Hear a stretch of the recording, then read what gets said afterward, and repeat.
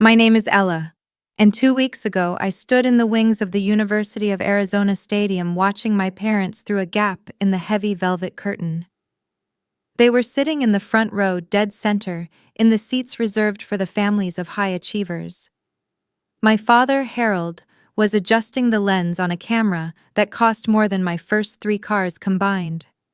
My mother, Diane, was clutching a bouquet of white lilies. Her eyes scanned the crowd for my twin sister, Maya.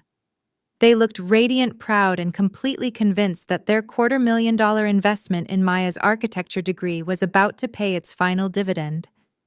They had no idea I was even a student at this university. They hadn't spoken to me in 4 years, not since the night my father sat me down in our living room and explained that I wasn't special enough to deserve a college fund. I watched as the dean stepped to the podium, and the stadium fell into a hush that felt like held breath. My mother leaned over and whispered something to my father, probably about how Maya was going to change the skyline of Phoenix. Then the dean adjusted his microphone, and his voice echoed across 3,000 people. Please welcome our class valedictorian and the recipient of the National Scholar Award, Ella Meyers. I stepped into the light, the gold sash heavy across my shoulders, and the silence in the front row was louder than the applause. I watched my mother's face turn the color of wet ash.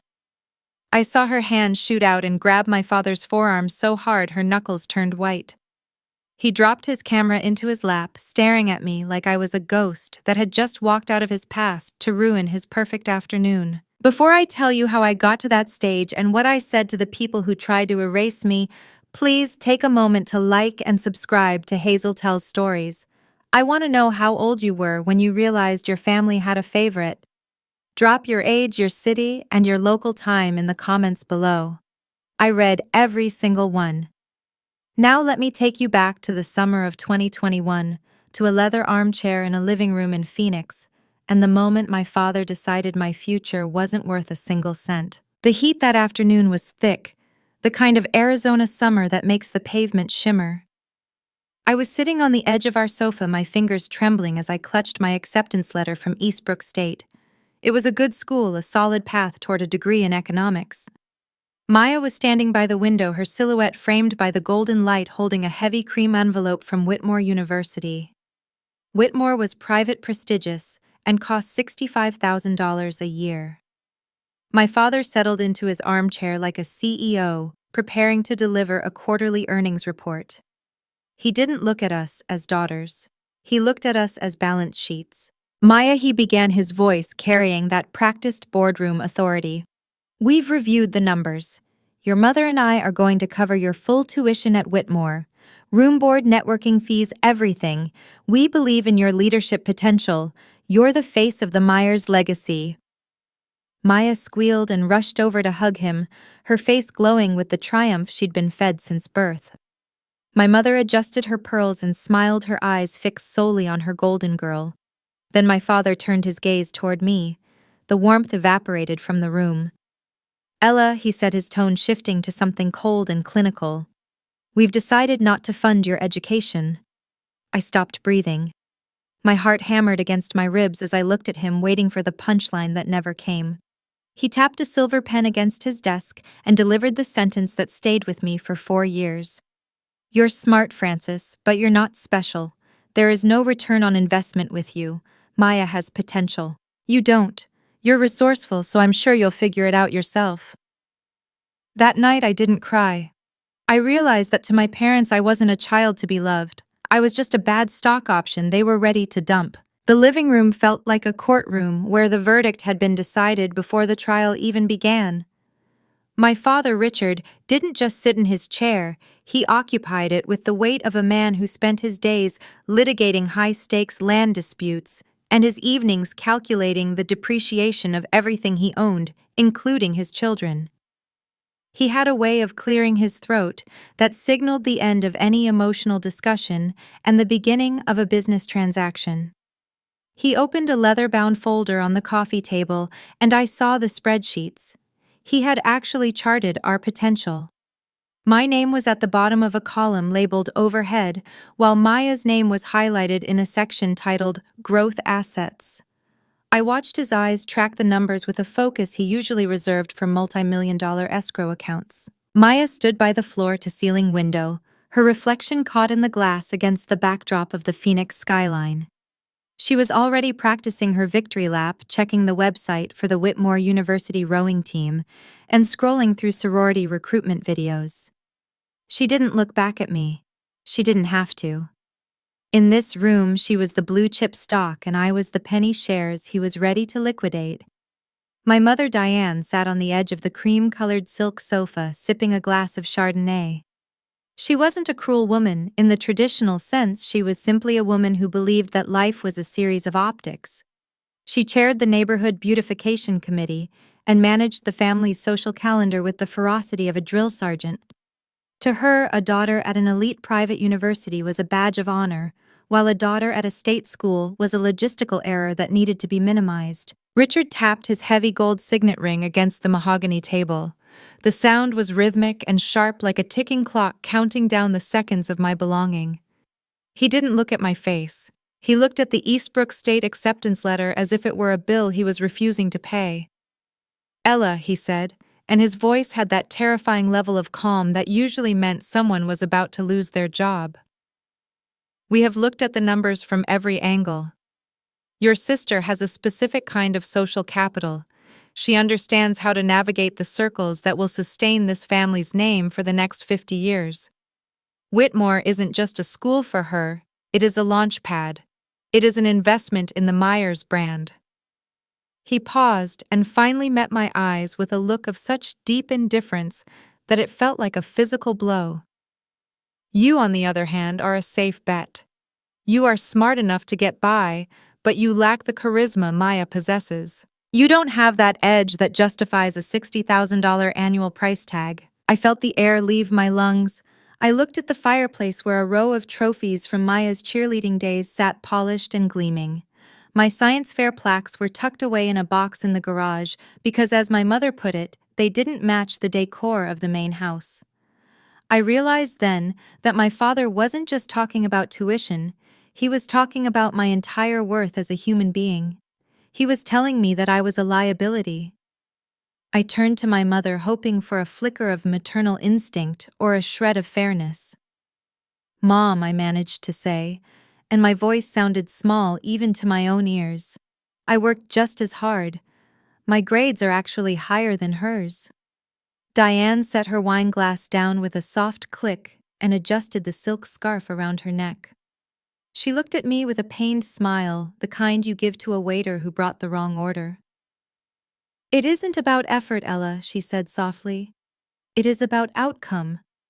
We have to be pragmatic. We can't fund 2 educations at that level without compromising our own retirement and Maya's future.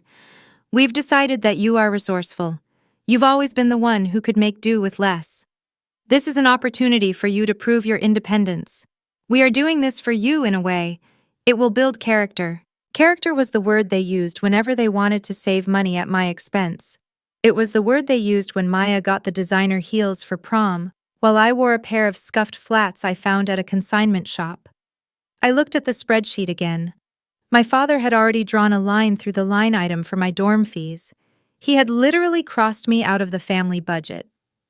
Maya turned from the window and gave me a look of feigned sympathy. "Don't be such a baby, Ella," she said, tossing her hair. "State schools are fun. You'll probably have more time to party anyway since the academics won't be as rigorous. Besides, I'll need you to help Mom and Dad with the house while I'm away. Someone needs to keep an eye on things." The realization hit me like a cold wave. They didn't just want me to go to a cheaper school, they wanted me to stay behind as their unpaid staff. They wanted the twin who didn't matter to maintain the lifestyle of the twin who did. My father closed the folder with a definitive thud.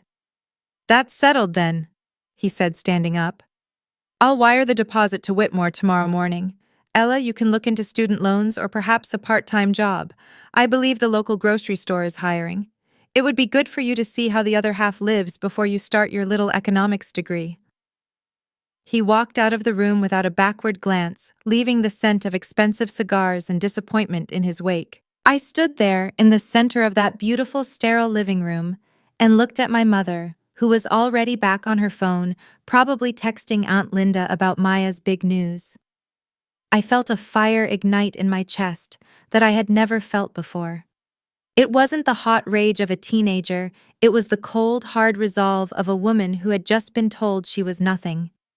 I didn't say another word. I didn't beg. I didn't cry. I simply picked up my Eastbrook State letter and walked toward the stairs. Behind me, I heard Maya laughing at a meme on her phone. She thought she had won the lottery. She thought she was the favorite because she was better. She had no idea that she was just the one who was being bought, and I was the one who was being set free. As I reached my bedroom door, I heard my father's voice echoing from his study. He was talking to his partner on the phone. "Yes, we're sending the star to Whitmore," he said, and I could hear the pride in his chest. The other one. "Oh, she's going to the state school. She's a workhorse, not a thoroughbred. We're not wasting the capital on her." I stepped into my room and locked the door. I sat on my bed and looked at the cracked screen of the laptop my parents had given me 4 years ago. It was Maya's old one, passed down like a piece of unwanted furniture. I opened a new tab and typed in the search bar. I wasn't looking for a grocery store job. I was looking for a way to burn down their entire theory of value.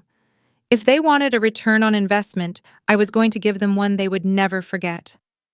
But as I started typing the first of a dozen scholarship applications, a new fear settled in. My father was the most powerful lawyer in the city. If I stayed in this house, he would find a way to control me. He would find a way to make sure I never rose higher than the ceiling he had built for me. I needed to leave. I needed to disappear into the shadows of that state university and build a life so big they couldn't even see the top of it. The conflict wasn't just with them anymore. It was with the version of myself they had created. And as I looked at the clock hitting 2 in the morning, I knew the first battle had just begun. I wasn't just a student anymore, I was a ghost in training, and my parents were about to find out that ghosts are very hard to cross out of a ledger. The dynamic of my childhood was never about a lack of resources, but about the deliberate distribution of them. In the Meyers household, everything was a performance, and every performance had a leading lady and a stagehand. Maya was born for the spotlight, a child who radiated a specific kind of effortless confidence that my parents found intoxicating. From the time we were toddlers, she was the one whose milestones were celebrated with catered garden parties and customized banners, while mine were noted with a distracted nod of approval. It was as if I existed in a different frequency, a low hum of background noise that was only noticed when it stopped. The hierarchy became undeniable on our 16th birthday. I remember the morning clearly, the Arizona sun already beating down on the driveway of our suburban estate. My father led us outside with a blindfold over Maya's eyes, while I followed a few steps behind, already knowing I wasn't the reason for the celebration. When he pulled the blindfold off, a brand new metallic blue Jeep Wrangler was sitting there, topped with a bow that probably cost more than my entire wardrobe. Maya screamed a sound of pure entitled joy and threw her arms around our father. My mother stood nearby, filming the whole thing for her social media followers, her face glowing with a pride she never directed at me. I waited for the other shoe to drop for the second set of keys, or the smaller, humbler surprise. It never came. Instead, my father reached into his pocket and handed me an envelope. Inside was a monthly bus pass and a sticky note with the login credentials for his old office desktop. He told me it was a high-performance machine when he bought it 5 years ago, and that I could use it for my homework since Maya would be busy with her new social commitments. That computer hissed like a dying animal every time I pressed the power button, and the monitor had a flicker that gave me migraines, but I used it anyway. I had to. This was the pattern that defined my existence. I was the spare child, the one kept in the periphery to ensure the golden child looked even brighter. At our annual Thanksgiving dinners, the house would be filled with my father's legal partners and my mother's committee friends, all of them dressed in designer wool and smelling of expensive perfume. My father would hold court at the head of the long oak table, reciting Maya's latest achievements like he was reading from a sacred text. He'd talk about her cheerleading captaincy, her lead role in the school play, and her perfect networking skills. Guests would lean in fascinated while I moved silently in the background, refilling wine glasses and clearing empty plates. I was the one who had been in the kitchen since 6 in the morning, peeling 20 pounds of potatoes and ensuring the stuffing wasn't too dry, but to our guests, I was just the girl who helps out. My mother would introduce me with a vague wave of her hand, saying that I was the quiet one who liked to stay out of the way. She never mentioned that I had won the regional math decathlon or that my biology teacher had asked me to guest lecture for the freshmen. Those things didn't fit the narrative of the Meyers family brand. I learned very young that in our house the loudest person got the resources. Maya's tears were treated like a national emergency. If she had a minor falling out with a friend, my mother would cancel her entire week to comfort her, taking her on shopping sprees to heal the emotional wounds. If I came home with a genuine problem, I was told to be understanding of how much stress my parents were under. I was trained to be silent, to need less, and to take up as little space as possible. My bedroom was the smallest in the house, the one tucked behind the laundry room, where I could hear the rhythmic thud of the dryer late into the night. It became my sanctuary, a place where I could build a world that my parents couldn't touch. There was a specific incident during my junior year of high school that truly sealed my understanding of the family ladder. I had been selected for a prestigious summer internship at a research facility in Tucson. It was unpaid, but it was a gateway to the best universities in the country. When I brought the acceptance letter to the dinner table, the room went cold. Maya had just announced she wanted to spend the summer in Europe with her friends to find her creative voice. My father didn't even look at my letter. He just calculated the cost of Maya's trip and told me that we couldn't have one daughter gallivanting off to Tucson while the other was representing the family abroad. He said it would look disjointed. He told me to stay home and help my mother manage the house while he traveled for work. I spent that summer painting the baseboards in our hallway and watching Maya's stories of sunsets in Santorini. The conflict wasn't just about the things I didn't get, it was about the psychological erasure. My father had a habit of cropping me out of family photos before he sent them to be printed for the annual holiday card. He claimed it was for better composition, but the result was always the same. A perfect image of three people who looked like they belonged together, and me a ghost at the edge of the frame. I began to wonder if I was even real to them, or if I was just a utility, a backup plan, in case the star ever failed. But as I sat in my room that night after the college fund decision, listening to Maya blast music from her Jeep in the driveway, the silence I had been trained in became my greatest weapon. They had spent 18 years teaching me how to survive without their attention, and now I was going to use that skill to build a fortress they could never infiltrate. I looked at the flickering screen of the old desktop and felt a surge of cold, focused energy. I didn't need their Jeep, their 5-star hotels, or their seating at the table. I had something Maya would never have: the ability to exist entirely on my own terms. The next conflict was already brewing, however. My parents assumed that because they weren't paying for my school, I would be staying under their roof. My mother had already started making a list of chores she expected me to handle while I commuted to whatever community college she assumed I was attending.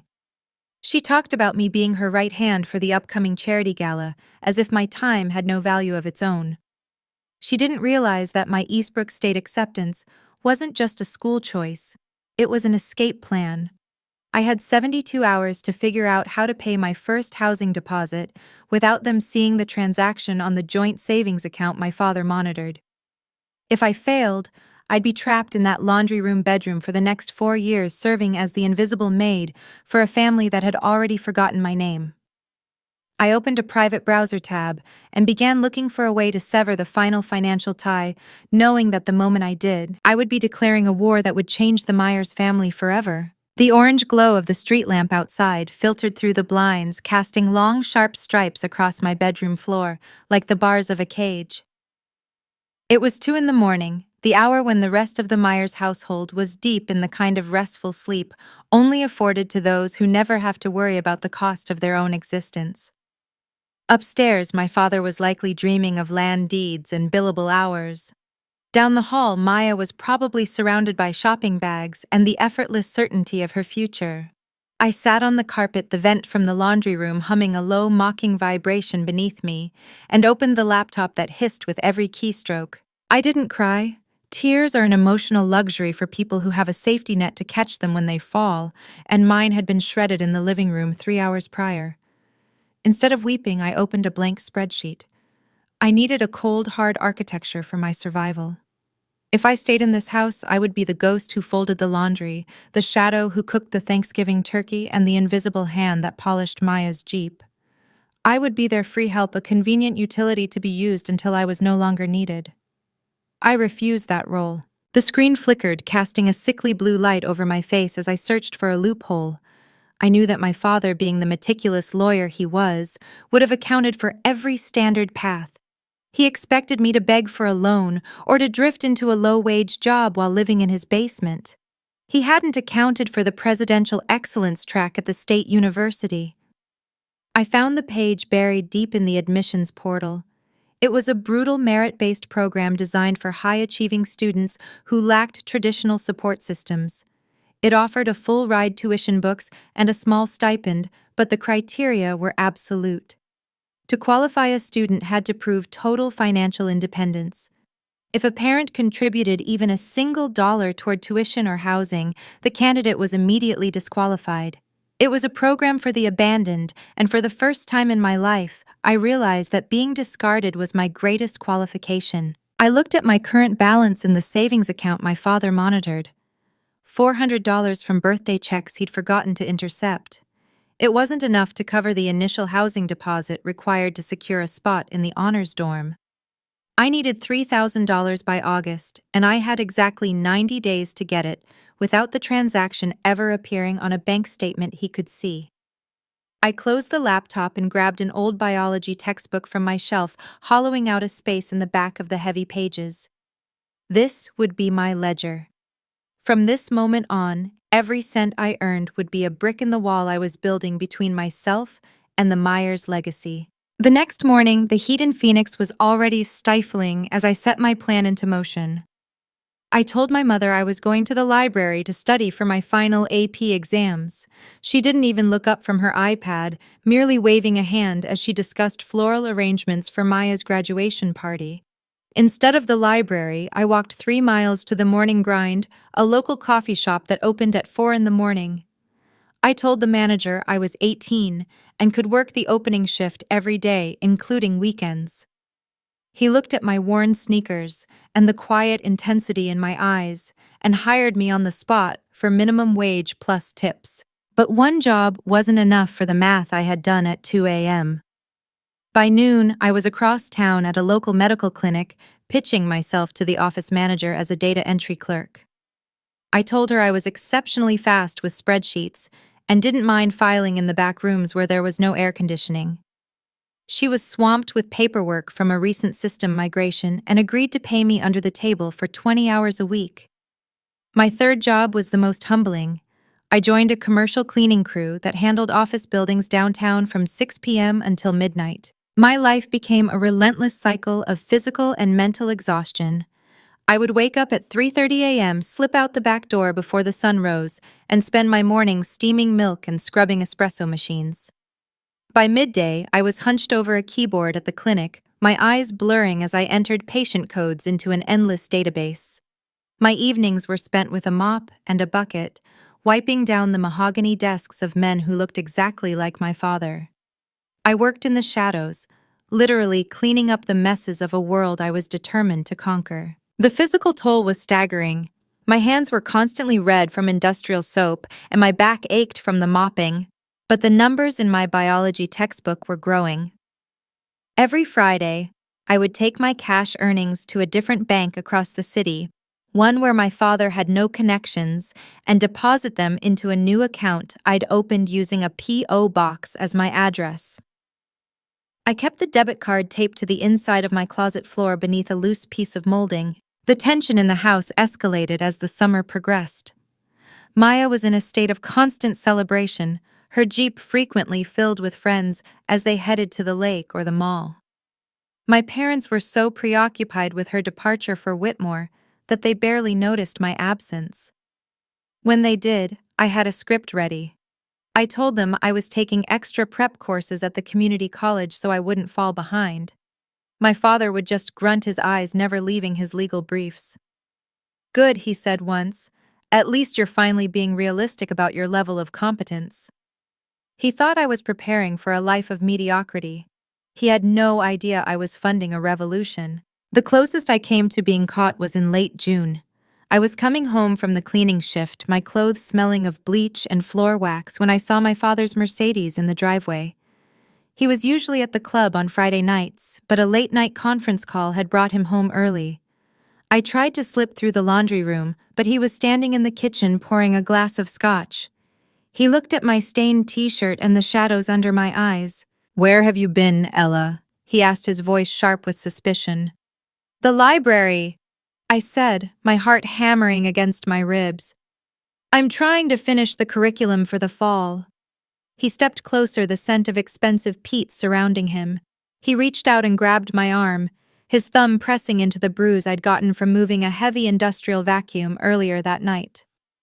"You smell like chemicals," he remarked, his eyes narrowing. "I was helping the librarian clean the old archives." I lied, my voice steady. "They gave me some old textbooks in exchange." He let go of my arm with a look of profound disgust, as if the mere thought of manual labor was infectious. "Typical," he sneered. "Always groveling for scraps. Try not to bring that stench into the main house. It's embarrassing." I watched him walk away, and for the first time I didn't feel the sting of his words.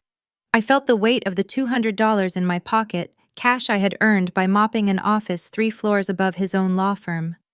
I went to my room, opened the biology textbook, and recorded the deposit. I was now only $500 away from the housing goal. But as I reached for the milestone, a new conflict emerged. My mother announced that she had volunteered me to manage the logistics for the Meyers Family Foundation Gala in July. It was a 3-week commitment that would require me to be at her side 12 hours a day. She didn't ask. She informed me that this was my contribution to the family brand before I started my little school. If I accepted, I would lose all 3 of my jobs and the final chunk of money I needed to secure my independence. If I refused, she would demand to know why, and my father's legal instincts would tear my secret to pieces. I looked at the debit card hidden under the floorboards and realized that the architecture of my survival was about to face its first major structural test. I had to choose between the safety of the shadows and the danger of the light, knowing that one wrong move would leave me with nothing but the garbage bags my belongings were destined for. The transition from the sweltering Phoenix summer to the crisp, lonely winds of late November in Eastbrook felt like moving from one life to another. By the time Thanksgiving break arrived during my freshman year, the dormitories had become a hollow echo of their former selves.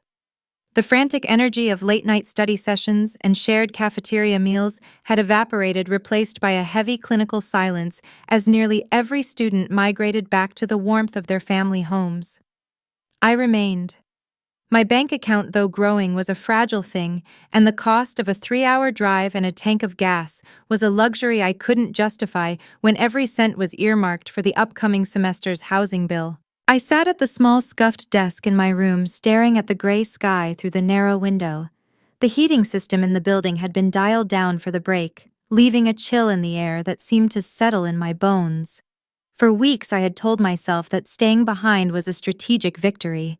It meant more hours at the campus cafe, which remained open for the few international students and strays like me. It meant uninterrupted time to get ahead on my economics readings. But as the clock ticked toward 3 in the afternoon, the hour my mother usually served the first course of our annual feast, the intellectual armor I'd built began to show its first cracks. I picked up my phone, my thumb hovering over my mother's name. Despite everything, despite the spreadsheets and the secret bank accounts, and the night my father called me a bad investment, a small stubborn part of me still craved a connection. I wanted to hear the familiar chaos of the Meyers kitchen. I wanted to hear my mother complain about the florist, or my father debate property taxes. I wanted just for a moment to be told that my absence left a hole in the room. I pressed call. The phone rang 4 times, the sound amplified by the emptiness of my dorm room. When my mother finally answered, the background noise was a sharp contrast to my silence. I heard the clink of fine crystal, the low murmur of well-dressed guests, and the unmistakable melodic laugh of my sister Maya. "Happy Thanksgiving, Mom," I said, trying to keep my voice from sounding as thin as I felt. "Oh, Ella," she replied, and her voice had that brittle, distracted quality she used when she was managing a social crisis. "Happy Thanksgiving, sweetie. It is so busy here. The Hendersons brought their eldest son, and the table is just overflowing. We're actually right in the middle of a toast." Maya just received her first semester results from Whitmore. She made the dean's list. Can you believe it? The architecture program is so rigorous, but she's just soaring. I gripped the phone a little tighter. "That's great, Mom. Really. I was calling to see how everyone was." There was a muffled sound on the other end, the phone being partially covered by a hand, but not enough to block out my father's booming courtroom voice in the background. "Who is that?" Diane put the phone away. "We are celebrating Maya's achievement. Don't mention the other one right now. It will only ruin the mood and remind everyone of the state school situation. Just tell her we're busy and hang up." My mother's voice returned, even more artificially bright than before. "We have to go, honey. The turkey is being carved and your father wants everyone at the table. Have a nice little dinner at your school. We love you." The line went dead before I could reply. I sat there for a long time, the dial tone a dull hum against my ear. I looked down at my desk, where a container of instant ramen sat next to a lukewarm cup of black coffee. The rejection wasn't a surprise, but the phrasing felt like a deliberate extraction. I wasn't just away at school, I was a mood ruiner. I was a stain on their perfect high-achieving holiday tapestry. 10 minutes later, my phone buzzed with a notification from Instagram. Maya had posted. I knew I shouldn't look, that digital voyeurism was a form of self-inflicted harm, but my fingers moved on their own. The photo was beautiful, filtered in warm autumnal tones. It showed the grand dining room, the mahogany table gleaming under the grandmother's Irish chandelier. My mother and father were beaming, flanking Maya, who held a glass of sparkling cider aloft. The caption read, "Thankful for my amazing family. Our circle is finally complete." I zoomed in on the image, my eyes tracking the place settings. There were 3 chairs, not 4. They hadn't even bothered to set an empty place for me, a traditional gesture of remembrance for a family member away from home. They had physically and mentally reconfigured their entire world to match the 3-person hierarchy they'd always preferred. In their minds, the Meyers family was a trio, and I was merely a clerical error that had finally been corrected. In that moment, the ache I'd been carrying, that heavy pulsing need for their recognition, did something unexpected. It didn't break me. It hollowed out. The heat of my resentment cooled into a quiet, icy clarity. I realized that as long as I kept calling, as long as I kept looking for my chair at their table, I was giving them the power to keep me invisible.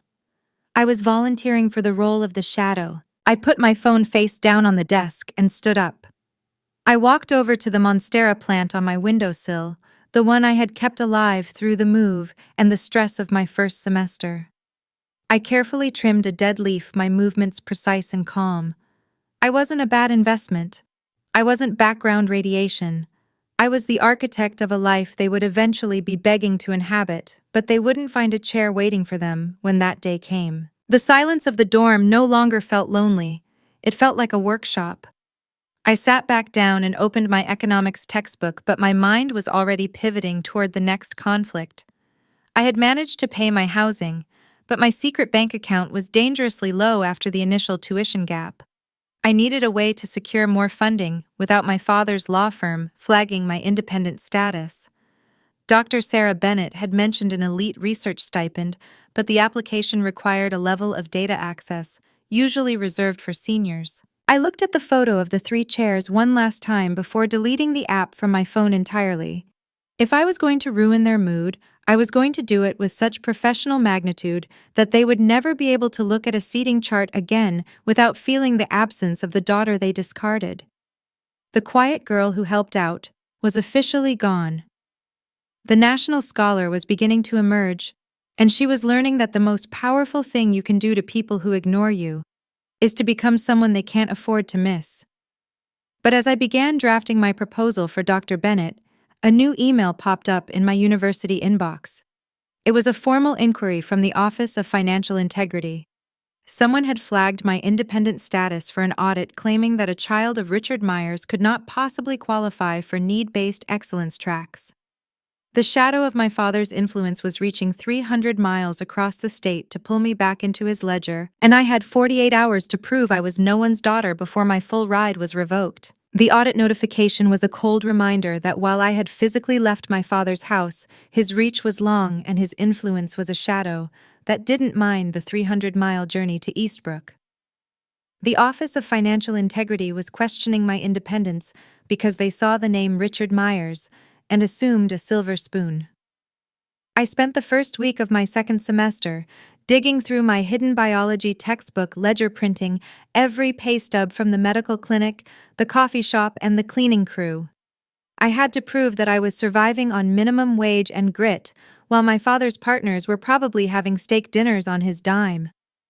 The university bureaucracy was a wall, and I was throwing myself against it daily, terrified that the full ride track, the only thing keeping me in this game, would be snatched away because of a man who wouldn't even set a place for me at his table. In the middle of this administrative nightmare, I walked into advanced economics. It was a course notorious for being the graveyard of ambition at Eastbrook State. The professor was Dr. Sarah Bennett.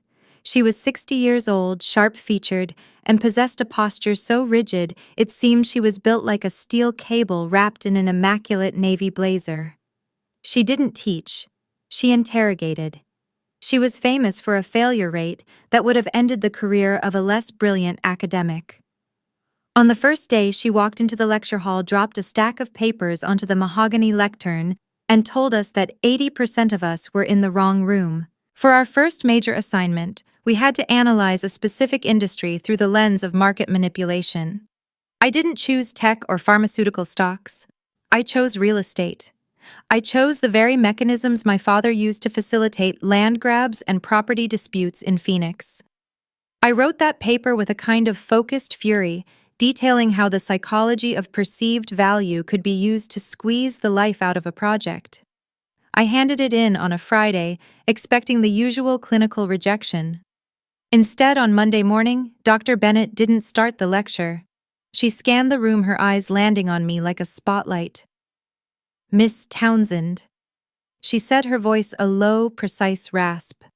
"See me in my office immediately after class." I sat through the rest of the lecture with a hollow feeling in my stomach. I was certain the audit had reached her. I was certain she had seen the discrepancy between my last name and my bank account and decided I was a fraud. When I reached her office, the door was open. The room was wall-to-wall books, smelling of old paper and high-end espresso.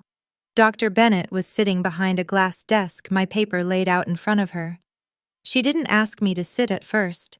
She just stared at me over her reading glasses, the kind of gaze that strips away every layer of pretense. "Who taught you to see patterns like this?" she asked. I blinked, confused by the lack of an accusation. "I studied the curriculum, ma'am. I looked at the datasets provided in the library." She tapped a red pen against a specific paragraph where I had explained the hidden depreciation in luxury developments. "Don't lie to me, Ella. This isn't from a textbook. This is the kind of insight that comes from watching a predator work. You see structures where others see buildings. You see the flow of capital as a series of deliberate betrayals." Again, who taught you? The armor I'd been wearing for months finally cracked. "My father," I said, and the name felt heavy in the quiet office. "Richard Meyers. He's a property lawyer in Phoenix. He doesn't know I'm here. He doesn't support me because he decided 4 years ago that I wasn't a good return on investment. He says I'm smart but not special." I waited for the pity. I waited for her to offer a tissue or a sympathetic story about how hard life could be. Dr. Bennett did neither. She leaned back in her chair, her eyes narrowing until they were like flint. "ROI," she repeated, almost tasting the irony. "So he treats his own blood like a devalued asset. And you've been spending your time mopping floors and steaming milk to prove he's wrong. I told her about the 3 jobs. I told her about the 4 hours of sleep and the audit that was currently threatening to derail everything. I told her about the 3 chairs at the Thanksgiving table. For the first time, I told a professional the unvarnished truth about the Meyers family hierarchy. Potential is useless if it is hidden. Ella, she said, her voice dropping to a register of pure steel. Pity is for people who have already given up. You haven't given up. You've just been using a butter knife to fight a war because that's all you thought you deserved. She reached into a drawer and pulled out a heavy cream envelope, identical in quality to the one Maya had received from Whitmore. I'm nominating you for the National Scholar Stipend, she informed me. It is the most prestigious academic award in the state.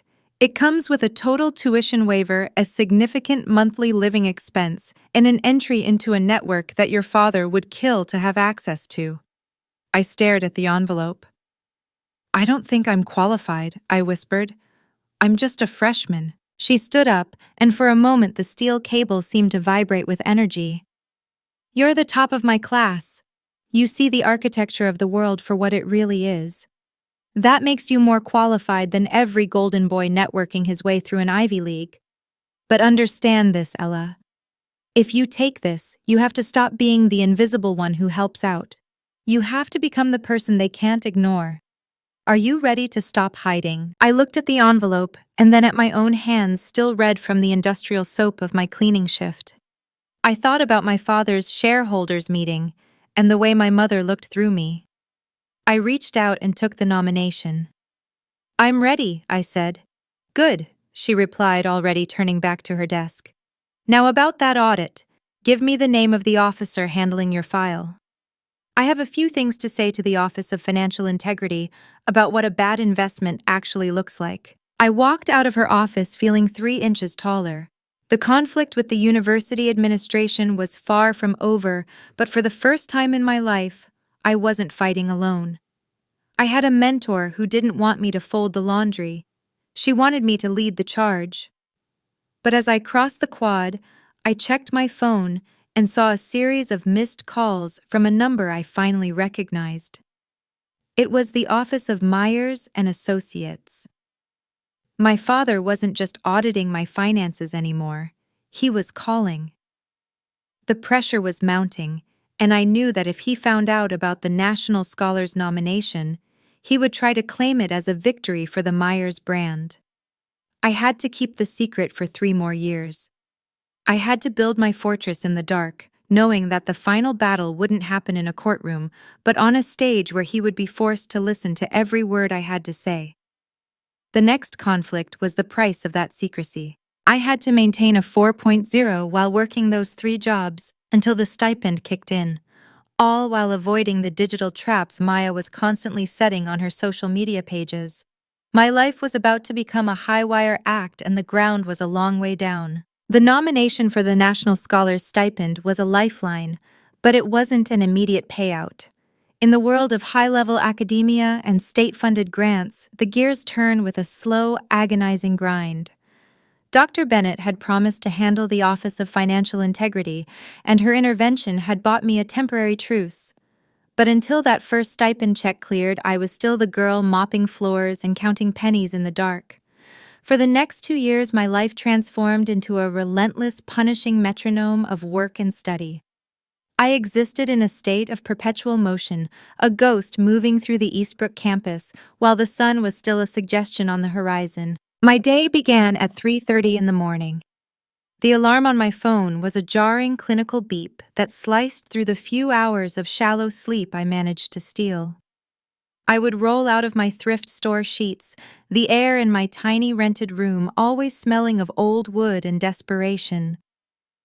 By 4 o'clock, I was at the morning grind, the industrial espresso machine screaming as I steamed milk for early rising faculty and students who had stayed up all night for the wrong reasons. While I scrubbed counters and emptied bins, I kept my economics flashcards propped against the pastry case. I learned to memorize the complexities of supply-side theory while grinding beans and making change. By 9 o'clock, I was in the lecture halls. I moved from the coffee shop to the classroom without a pause, the scent of bleach and roasted coffee clinging to my skin like a second uniform. My schedule was a barricade. I took the maximum credit load every semester, pushing my mind to absorb data sets and theoretical frameworks that made my peers' heads spin. From 9 o'clock to 4 o'clock, I was the girl in the third row with the meticulous notes and the quiet, unwavering focus. I didn't join clubs. I didn't go to the student union for lunch. I lived on cafeteria leftovers, unclaimed sandwiches, and bruised fruit that the kitchen staff would set aside for me, because they recognized the hunger in my eyes. The sun would set, but my shift was only half over. From 6 o'clock until nearly midnight, I was stationed in Dr. Bennett's research lab. This wasn't just data entry anymore. She had me dissecting the financial records of major real estate trusts, looking for the very patterns of manipulation I had identified in my first paper.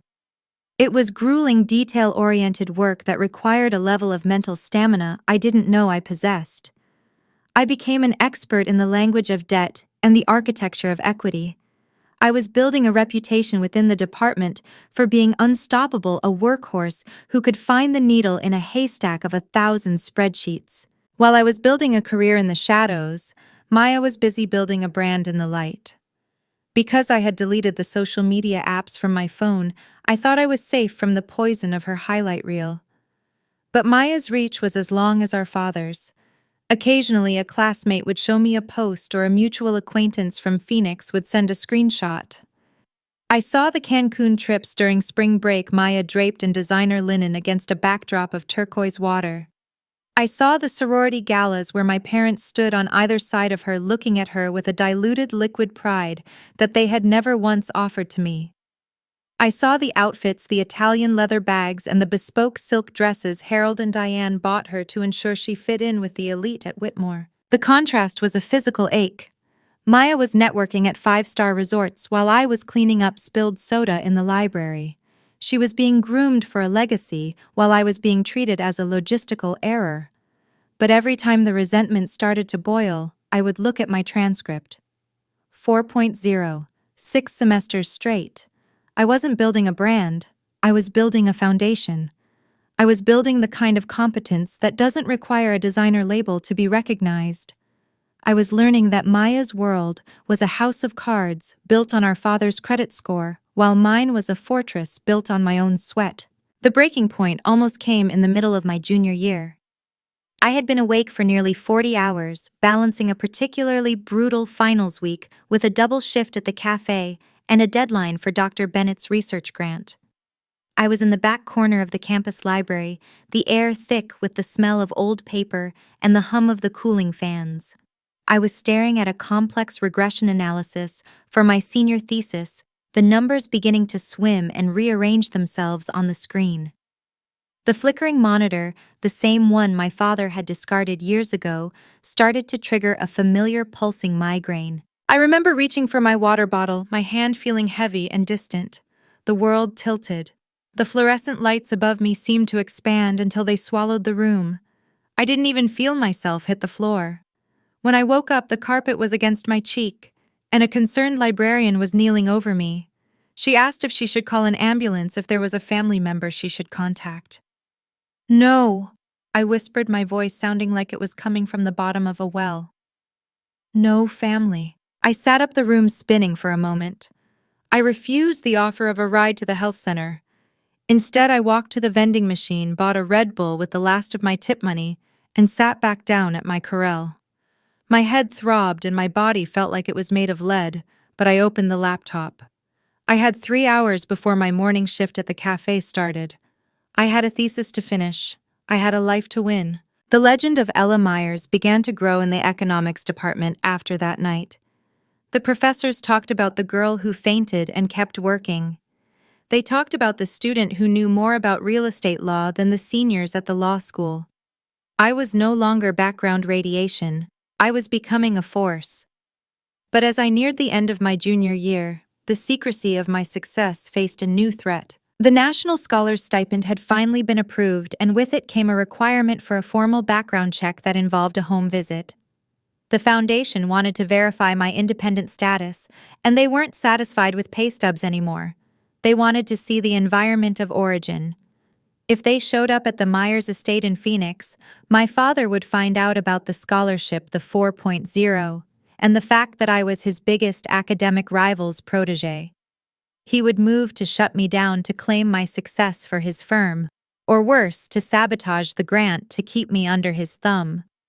I had to find a way to redirect a state-level investigation without tipping off a man who made his living navigating bureaucracy. The architecture of my survival was about to enter its most dangerous phase, and for the first time, Dr. Bennett couldn't help me. I had to face the Meyers legal machine alone, or lose everything I had sacrificed 4 years of sleep to build. I looked at the letter from the foundation, the deadline for the home visit, looming like a death sentence, and realized that my ghost status was about to be forcibly revoked. The threat of the home visit hung over me like a guillotine blade, but the immediate reality of my life remained a grueling endurance test. I had spent nearly 3 years perfecting the art of being invisible, a shadow moving through the halls of Eastbrook State. My father's world was built on the foundation of being seen in the right places with the right people, while mine was built on the foundation of being effective in the places everyone else ignored.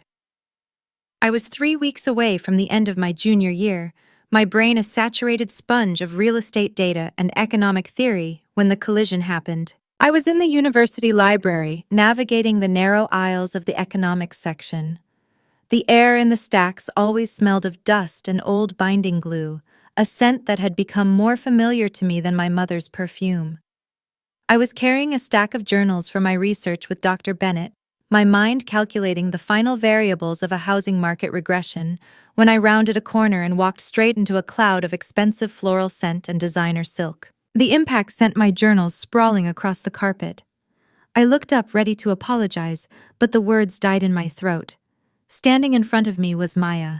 She was wearing a tailored white blazer and pleated trousers that probably cost more than the Honda Civic our parents had bought her for her 16th birthday. She held a large iced latte in one hand and a leather portfolio in the other. For a second, the library noise seemed to vanish, replaced by the sound of my own heart hammering against my ribs. Maya looked at me, her eyes widening in a way that signaled shock rather than affection.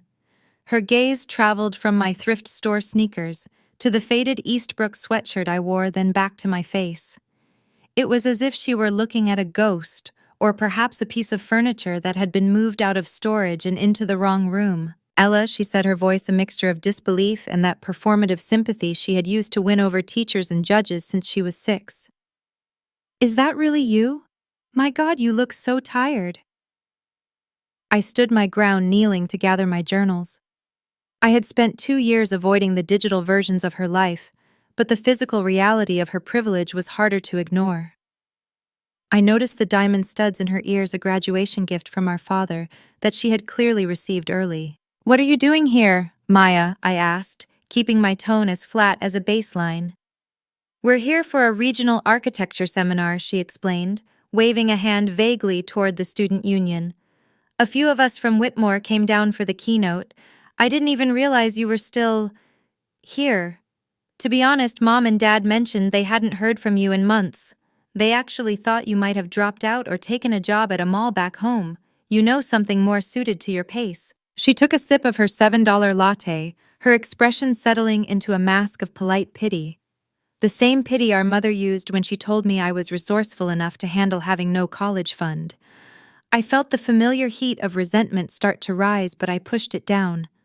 I wasn't the girl in the laundry room anymore. "I'm in the honors program, Maya," I said, standing up and clutching my stack of journals. "I'm doing fine." Maya let out a laugh, a sharp melodic sound that echoed through the quiet stacks. It was the laugh of someone who had never been told no, the sound of a golden child who believed the world was divided into stars and stagehands. "The honors program," she repeated, her eyes gleaming with a malicious kind of amusement. "Ella, let's be realistic. You were always the workhorse, but Mom and Dad were very clear about your academic material. You're smart enough to help out with the chores, but this..." She gestured to the heavy journals in my arms. Are you sure you're not just auditing? Or maybe you're working here. I heard the library pays well for work study. The casual cruelty of her assumption was a physical weight. She truly believed that without our father's checkbook, my brain had ceased to function. She couldn't conceive of a world where I succeeded because of my own merit rather than his influence. Check the honors list, Maya. I said, my voice vibrating with a cold, focused energy I hadn't known I possessed. My name is at the top. I'm not auditing my life anymore. And I'm certainly not waiting for Dad to decide if I'm a good investment. Maya's smile faltered for a fraction of a second. The confidence in her eyes flickered, replaced by a momentary confusion that she quickly smoothed over. She opened her mouth to deliver another cutting remark, but her phone buzzed. She glanced at the screen, a text from our father, no doubt, and adjusted her leather portfolio. Well, good for you, she said, though her tone suggested she didn't believe a word of it. I have to go. The luncheon is starting at the clubhouse. Try to get some sleep, Ella. You really do look quite haggard. I watched her walk away, her heels clicking a rhythmic, entitled beat against the library floor.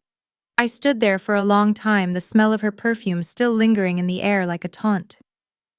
The confrontation had been brief, but it had stripped away the last of my anonymity. Maya would go back to that clubhouse, and by dinner, my father would know I was still at Eastbrook. He would know I was claiming a space in a world he thought he had closed to me. But the real conflict wasn't the sibling rivalry. It was the chain reaction Maya had just set in motion.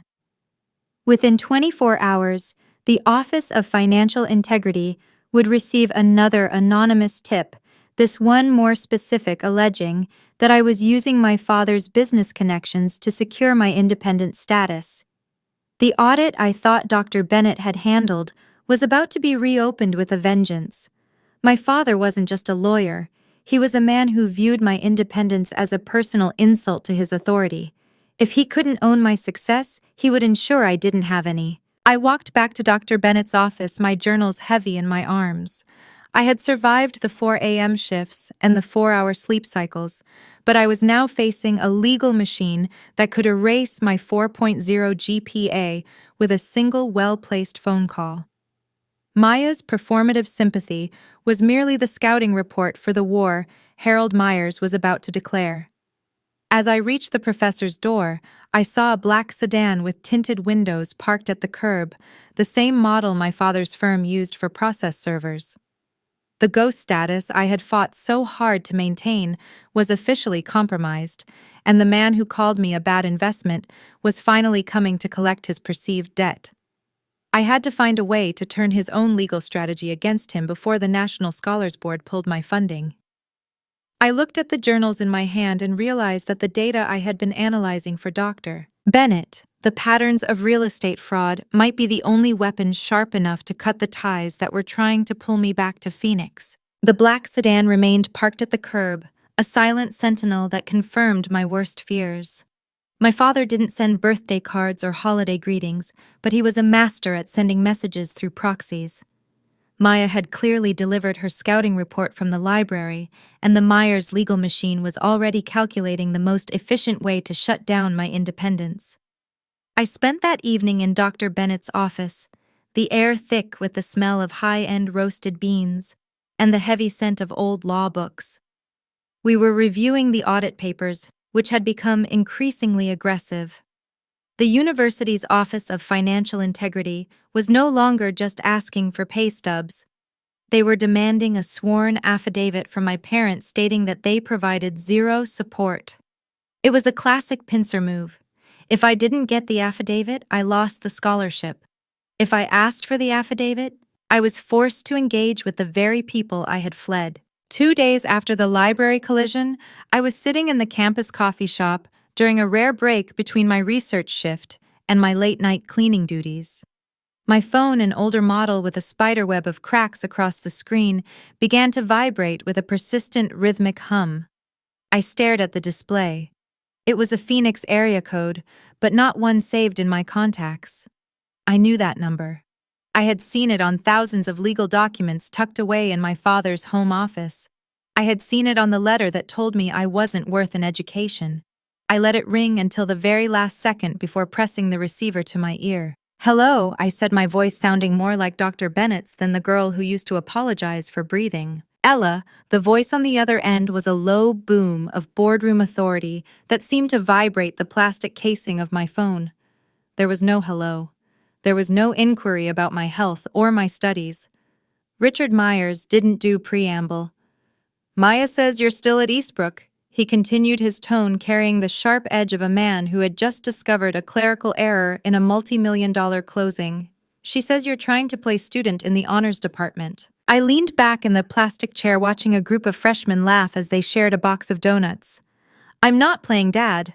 I'm finishing my degree." I heard the distinct sound of a heavy gold lighter flicking open on his end, followed by a long, calculated exhale. "I don't appreciate you embarrassing this family by pretending to be something you aren't, Ella. We were very clear 4 years ago about your academic limitations.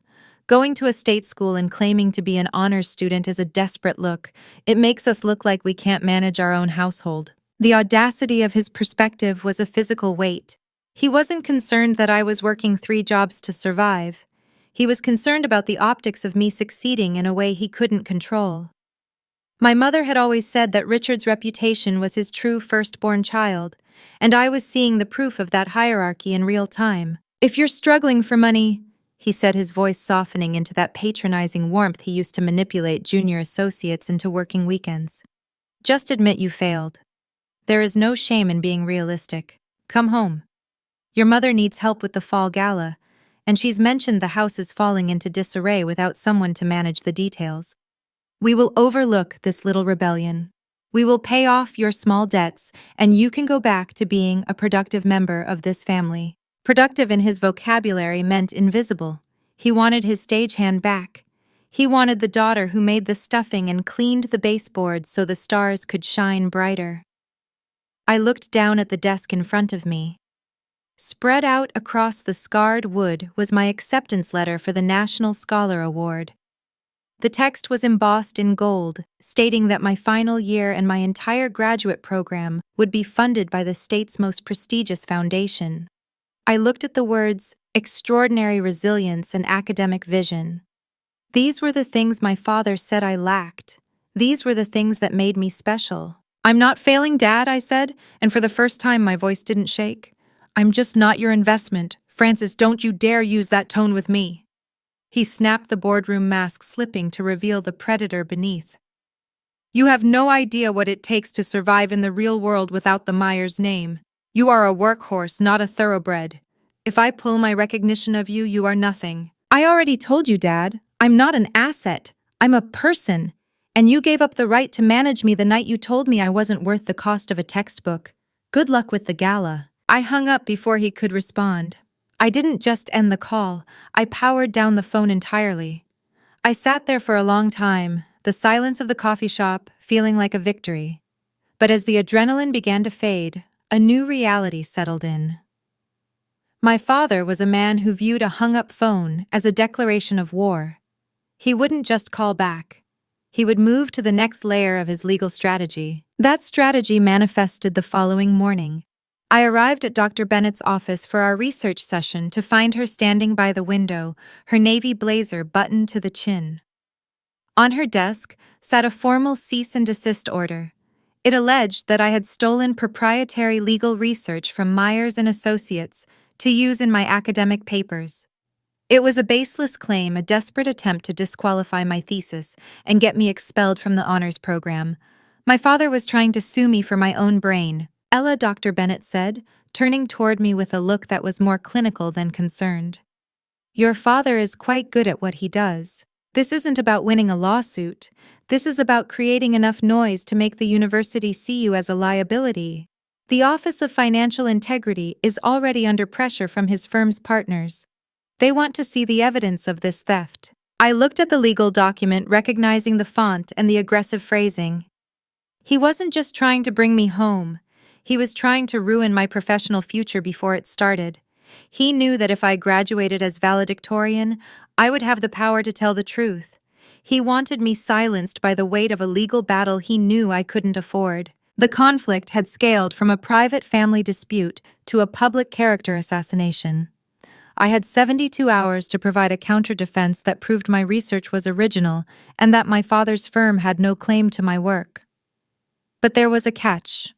To prove the research was mine, I had to disclose the secret datasets I had been compiling, the very data that exposed the real estate market manipulation his firm specialized in. If I used the weapon Dr. Bennett had given me, I wouldn't just be defending myself. I would be declaring war on the source of his entire fortune. I looked at the gold tassel on my cap, hanging on the wall, and realized that to stay free, I might have to burn down the entire house of cards that funded Maya's Jeep and my mother's pearls. The shadow of the Meyers legacy was no longer just chasing me.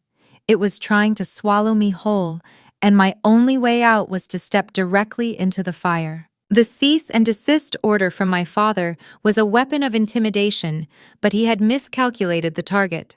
He was used to junior associates who folded under the weight of his letterhead, but I had spent 4 years existing in the cold. You cannot threaten someone with the loss of a reputation they have already been forced to abandon. Dr. Bennett and I sat in her office that afternoon, the blinds drawn against the harsh Arizona sun. We didn't discuss the legality of the claim because we both knew it was theater.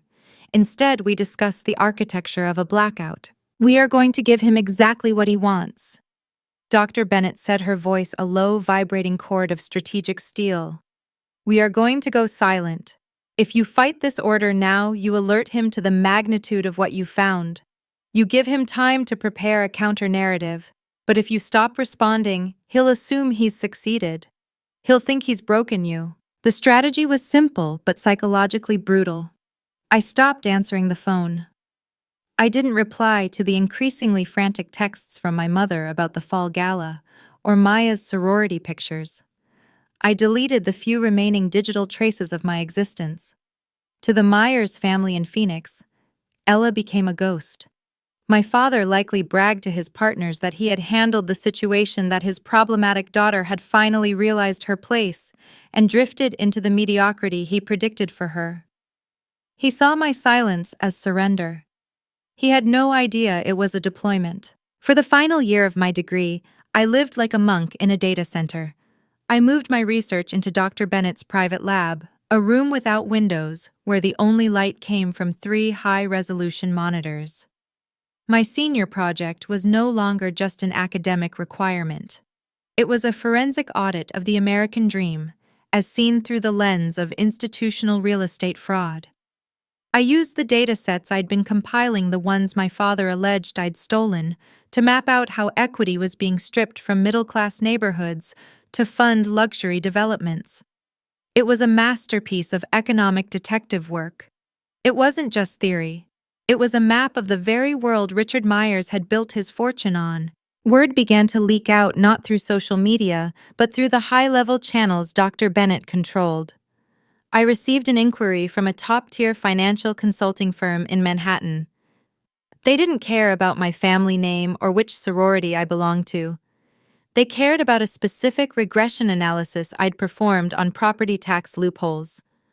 By February, I had a signed job offer in my inbox for a position as a junior analyst, starting at a salary that would have paid for Maya's entire degree twice over. I kept the contract in the same biology textbook where I'd once hidden my coffee shop tips. The internal pressure at the university reached a fever pitch in April. The dean of students called me in to discuss the honors list. I had maintained my 4.0 through the lawsuits, the audits, and the 4-hour sleep cycles. I was the clear choice for Valedictorian, a title that carried a $20,000 cash prize and the obligation to deliver the commencement address. Ella, the dean said, looking at me with a mixture of awe and concern. "Your academic record is unprecedented. But we've received formal inquiries from a prominent law firm questioning the originality of your thesis. They are threatening a stay on the degree conferral." I handed him a folder I'd prepared with Dr. Bennett's help. It contained a chronological log of every data point I'd accessed through the university's own subscriptions. It proved that my research began long after I'd left my father's house. "I am the Valedictorian," I said, my voice echoing in his wood-paneled office. "And I intend to give that speech." If the university bows to external legal pressure without evidence, I'll make sure the National Scholars Board hears about the breach of academic integrity. The dean blinked, realizing that the girl in the thrift store blazer had more teeth than the lawyers in Phoenix. The audit was quietly closed 48 hours later. As graduation approached, the university sent out the official programs to the families of all graduating seniors. I knew exactly how my parents would read it. They would open the heavy cream booklet, and their eyes would immediately track to the architecture section. They would find Meyers listed among the graduates, and they would be satisfied. They wouldn't look at the honors section on the first page. They wouldn't notice the name Ella Meyers listed as the recipient of the National Scholar Medallion. In their world, I was a phantom limb, something that used to be there, something that occasionally throbbed with a dull ache, but ultimately something they had learned to live without. I watched from the shadows as the family narrative continued to unfold. Maya posted a photo of her custom-made graduation gown, embroidered with the Meyers family crest on the inside lining. My mother posted a countdown to the big day titled, "Celebrating Our Only Graduate." They had fully committed to the erasure.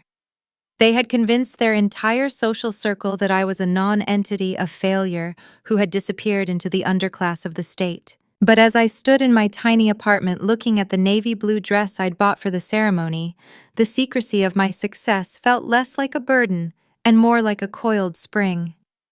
I wasn't just going to a graduation, I was going to a reckoning.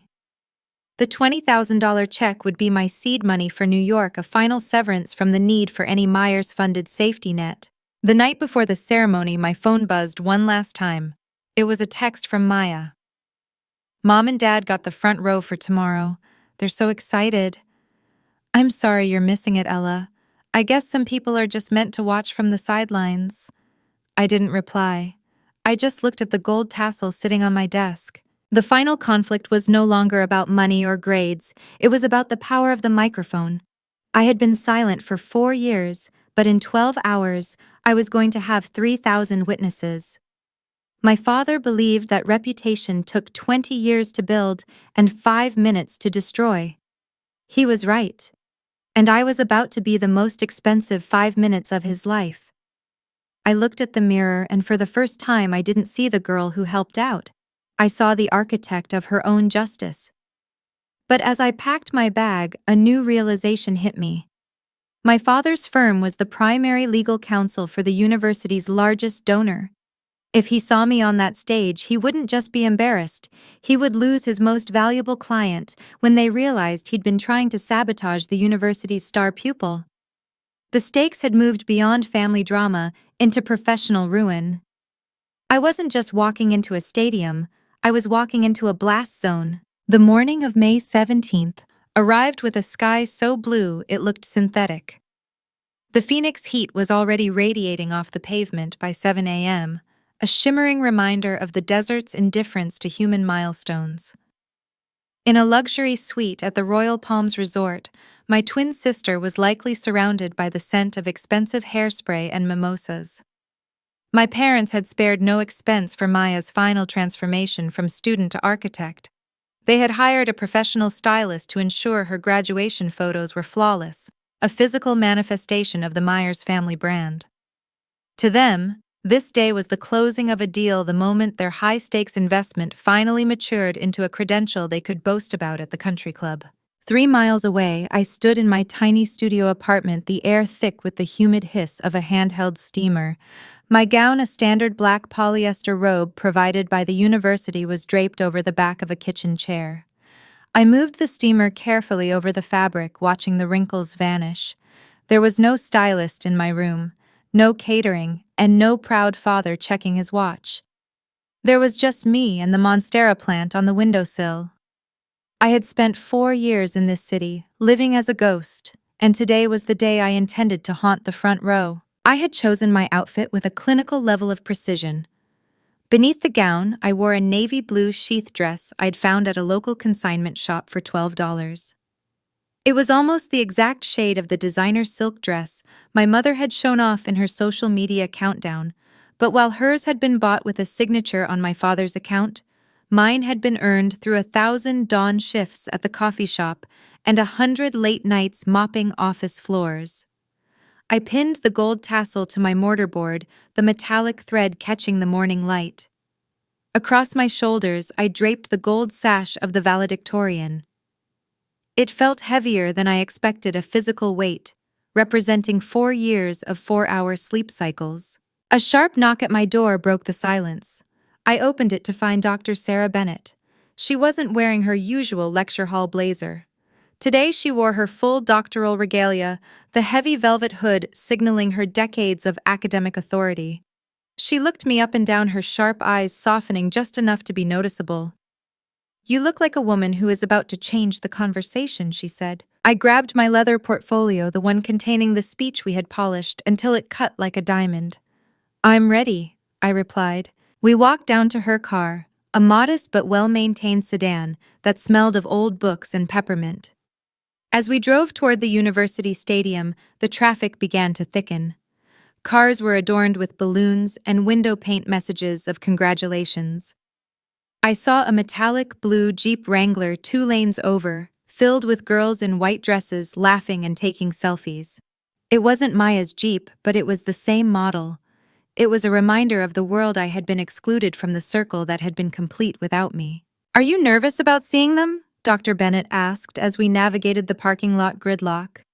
I looked at the gold sash in my lap. "I was nervous 3 years ago," I said. "Now I just feel peaceful." It's the kind of peace you get when you realize you don't need their permission to exist. I've spent my life waiting for them to set a place for me at the table. Today I'm building my own table. Dr. Bennett steered the car toward the faculty entrance bypass, passing the long lines of families heading toward the general seating gates. "That's the real return on investment, Ella," she remarked. "The independence you bought with your own grit is worth more than any trust fund. But remember, once you step onto that stage, the blackout is over. Your father will try to litigate his way back into your story. He'll try to claim your success as a Meyers family achievement." "I know," I said, clutching my portfolio, "but he can't litigate a live audience. He can't sue 3,000 people for hearing the truth." The stadium was a sea of black robes and mortarboards, the air buzzing with the electric frequency of 3,000 graduating seniors and their families.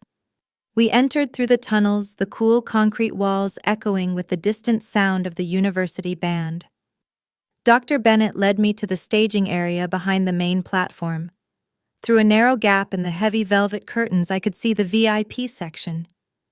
It was a gated area directly in front of the stage, reserved for major donors and the families of the highest achieving students.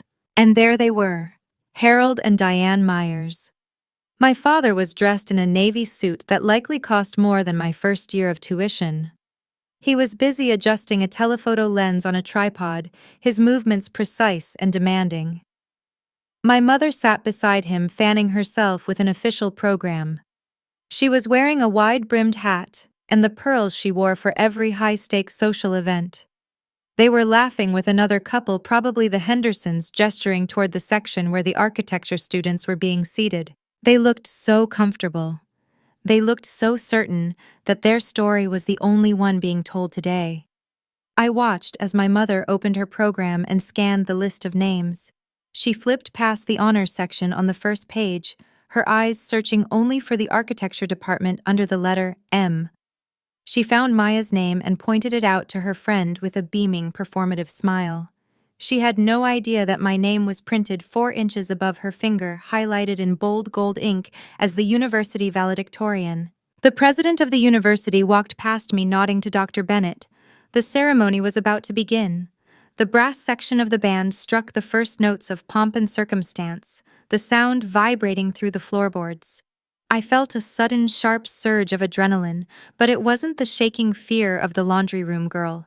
It was the focused energy of a surgeon about to make the first incision. As the procession began, I took my place at the very end of the line, the spot reserved for the speakers. I watched the architecture graduates file in, spotting Maya near the front of her group.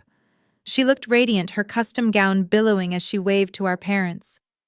I saw my father stand up, his camera clicking rapidly, capturing every second of his Golden Girls victory lap. He was so focused on the star that he completely missed the shadow walking 30 feet behind her. But as the students settled into their chairs and the president approached the podium, a new conflict began to simmer. I noticed a man in a dark suit standing at the edge of the VIP section, talking urgently into a radio. He looked toward the faculty seating, then back at his clipboard. He began walking toward the stage stairs, his expression one of professional agitation. It was the university's legal liaison.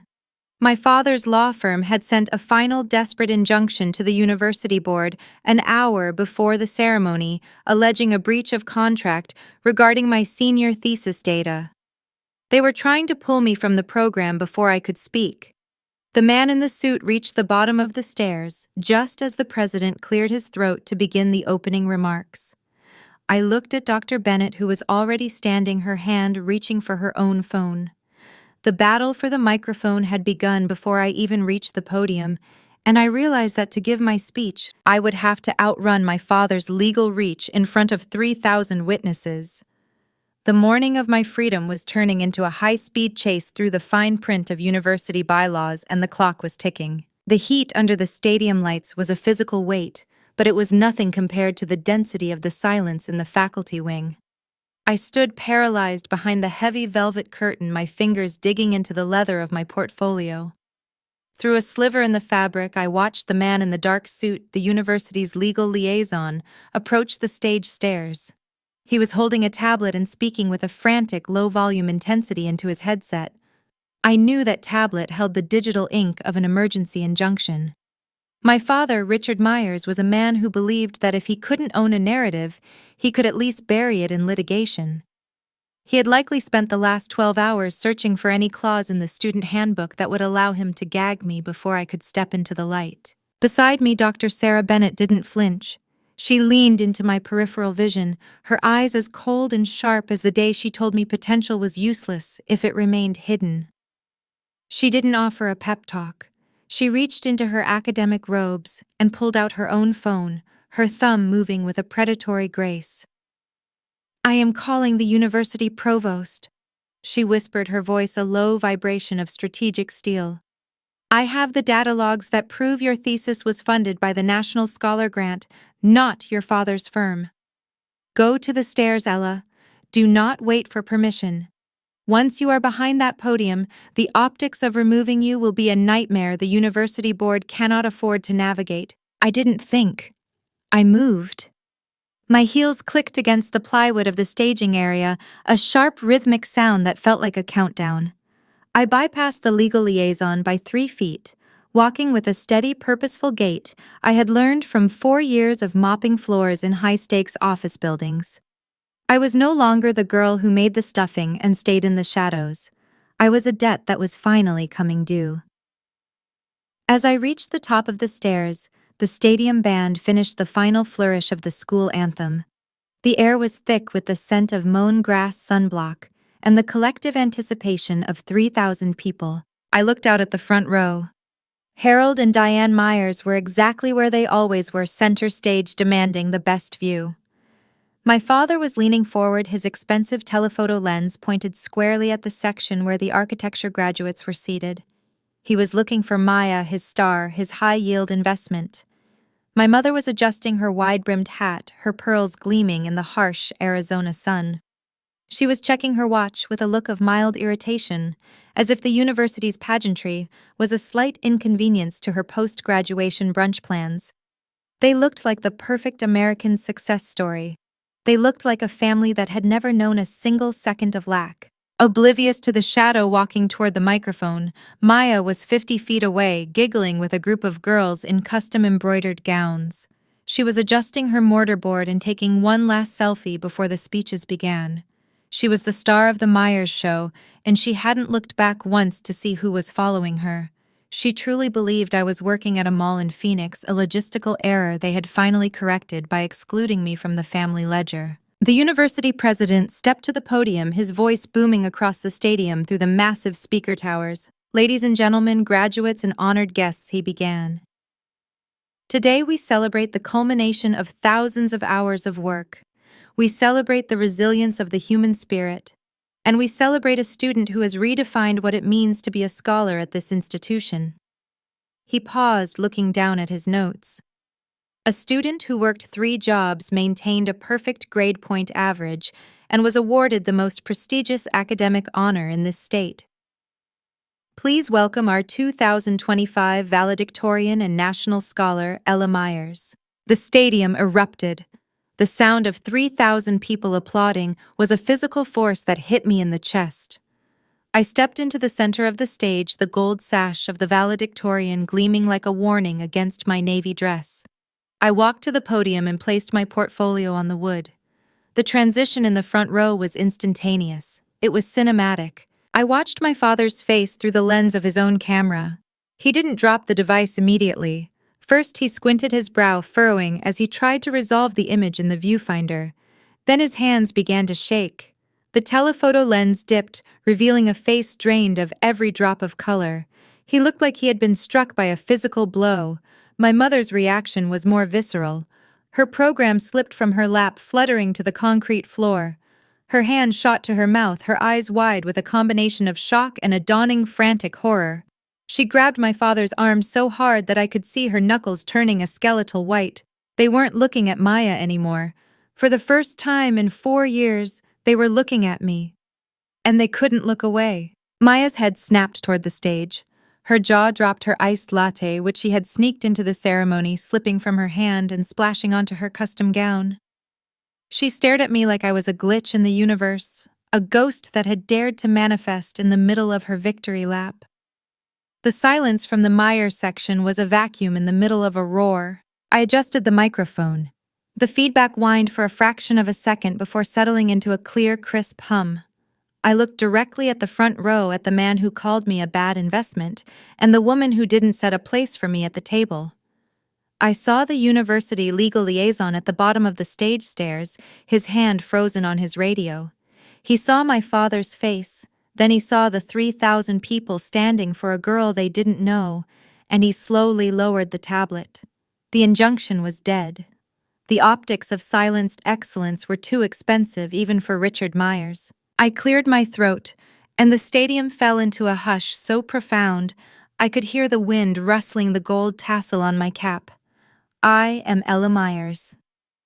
I began, my voice steady, carrying the weight of 4 years of 4-hour sleep cycles. And 4 years ago, I was told I wasn't worth the investment. I saw my father flinch. I saw my mother's eyes fill with a liquid, terrifying panic. They knew exactly where this was going. They had spent decades building a fortress of reputation, and I was about to show the world the cracks in the foundation. But as I began my first paragraph, a movement in the VIP section caught my eye. A group of men in suits, my father's primary business partners, were leaning in, their expressions shifting from polite interest to focused concern. They recognized the name. They recognized the conflict. And they were starting to connect the dots between the Meyers firm's recent litigation and the girl on the stage. The conflict had moved beyond a family reckoning. I was about to dismantle his professional legacy in the time it took to deliver a speech. I took a breath, the desert air hot in my lungs, and prepared to give them the real return on investment. The next 10 minutes wouldn't just change my life. They would ensure that no one in that front row would ever be able to look at a seating chart again without feeling the weight of the daughter they discarded. But as I opened my mouth to continue, the stadium's giant jumbotron flickered. A live feed from the church Facebook page, which my father had arranged to showcase Maya's graduation, began to mirror the ceremony. The truth wasn't just being told to the people in the stadium, it was being broadcast to every donor, client, and neighbor in Phoenix in real time. I had the microphone, I had the evidence, and I had a global audience. The Meyers family brand was about to meet its 5 minutes of destruction, and I wasn't going to miss a single second. I gripped the edges of the mahogany podium so hard the wood bit into my palms. The jumbotron above the stadium flickered to life, showing my face in high definition to 3,000 people in the stands and thousands more watching the church live stream back in Phoenix. I could see the digital comments scrolling in real time on a monitor near the stage floor. Who is this girl? Is she related to the Meyers? Isn't Richard's daughter an architect? The confusion was a wildfire, and I was the one holding the match. I looked down at the front row. My father was motionless, his expensive telephoto lens resting uselessly in his lap. My mother was trembling. Her wide-brimmed hat tilted as she stared at me with a look of pure, unadulterated shock.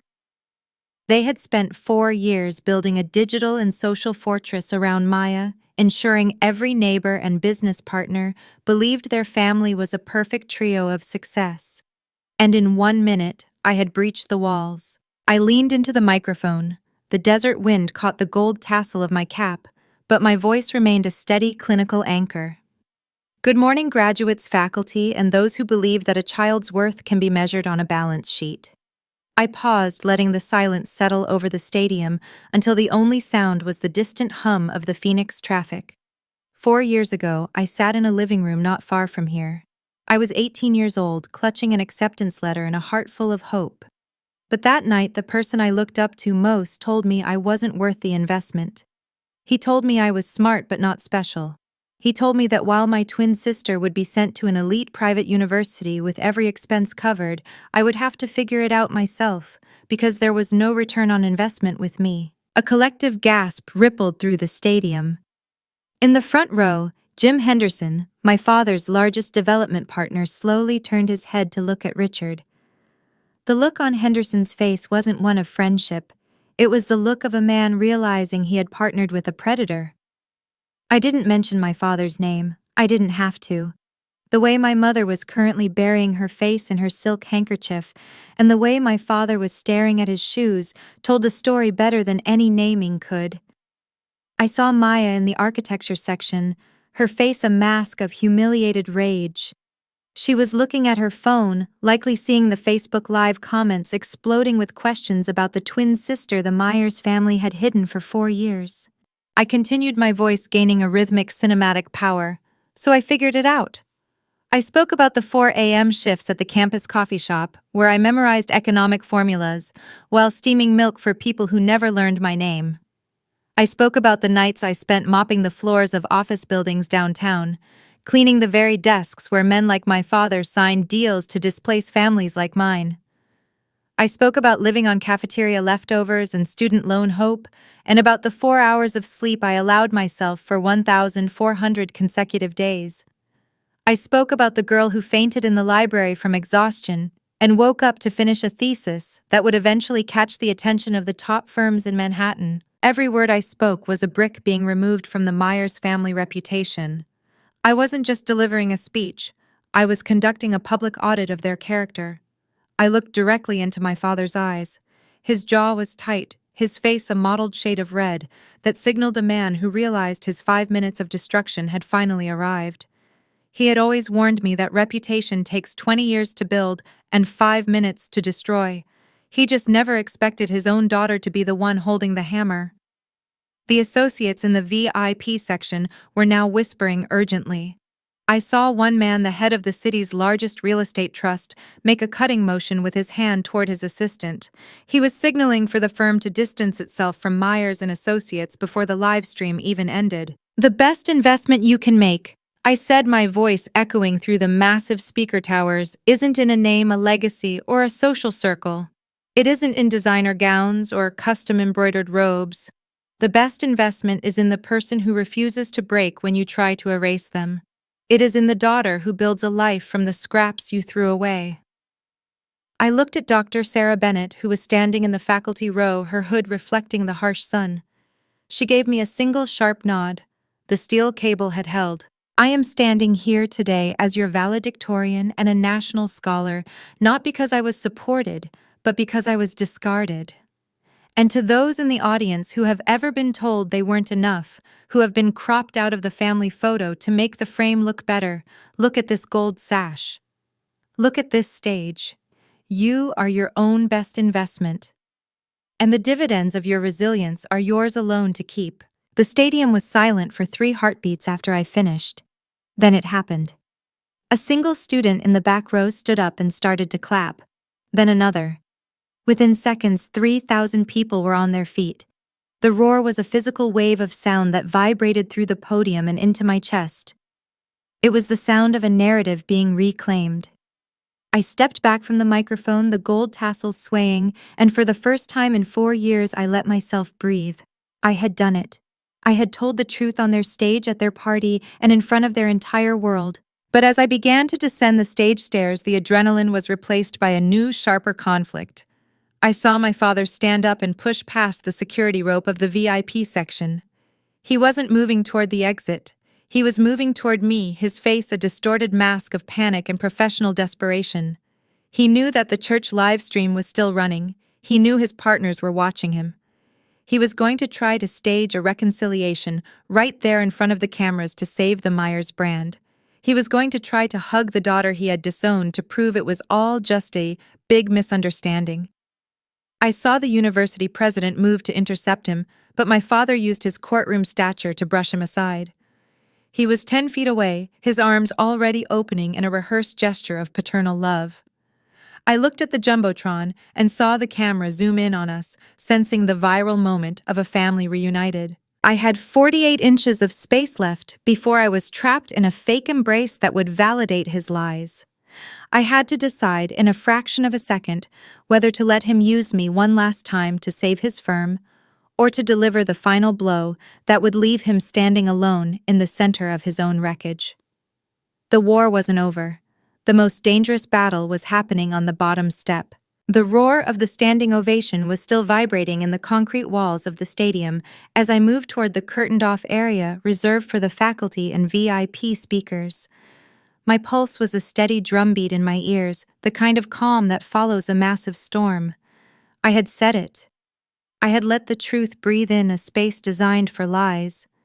But as the heavy velvet drapes fell shut behind me, the isolation was short-lived. The sound of rapid, heavy footsteps echoed on the plywood flooring, followed by the high-pitched, frantic calling of my name. I didn't need to turn around to know that the Meyers legal machine was attempting one last desperate closing argument. I stopped near a stack of equipment trunks, the gold tassel of my cap swaying. My father Harold burst through the curtains first. He looked like a man who had been physically dismantled. The perfectly tailored navy suit that usually projected power now seemed too large for his frame, and the telephoto lens he'd been so proud of dangled precariously from a strap around his neck. His face was a shade of gray I had only ever seen on hospital patients. Behind him, my mother Diane was a wreck of smeared mascara and trembling silk. She was clutching her pearls as if they were a life raft, her breath coming in ragged, shallow gasps. "Ella?" My father started, his voice cracking. It was stripped of the booming boardroom authority that had governed my childhood. He took a step toward me, then faltered, his hands hovering in the air, as if he were trying to grasp a situation that had already slipped through his fingers. "Why didn't you tell us?" "We had no idea. We were told you were... well, we assumed you had given up." I adjusted the gold sash on my shoulder, my gaze remaining cool and clinical. "I told you 4 years ago exactly where I was going, Dad. I sent you my grades every semester. I sent you the link to the National Scholar announcement. You didn't miss the information. You just filtered it out because it didn't fit your investment strategy." Harold's jaw worked, his eyes darting around the backstage area as if looking for a witness he could intimidate. "We would have helped," he stammered, the word help sounding foreign and awkward coming from him. "If we knew you were this capable, if we knew you had this kind of reach, we would have been there. We could have used our connections to push you even higher." The conditional nature of his remorse was the final piece of evidence I needed. He wasn't sorry he'd abandoned me, he was sorry he'd missed out on owning a high-performing asset. To him, my success wasn't a daughter's achievement, it was a missed market opportunity. He saw the Valedictorian sash and the National Scholar medallion and realized he had accidentally bet on the wrong horse. My mother surged forward, then her eyes swimming with a mixture of grief and social panic. "Baby, please," she cried, reaching for my hand with fingers that felt cold and frantic. "We are so sorry. We just wanted to be practical. The world is so expensive and Maya's path was so clear. We thought you were the resilient one. We thought you could handle it. We didn't mean to exclude you. It was just about the numbers." I stepped back, allowing her hand to drop into the empty space between us. I wasn't being cruel, I was being honest. You were practical, Mom. You chose the safe bet. You looked at the two of us and decided that Maya was the thoroughbred and I was the workhorse. You gambled on her networking potential, and her Jeep and her sorority fees, and you told me to figure it out. I looked directly at my father, whose eyes were fixed on the gold sash as if it were a brand he hadn't authorized.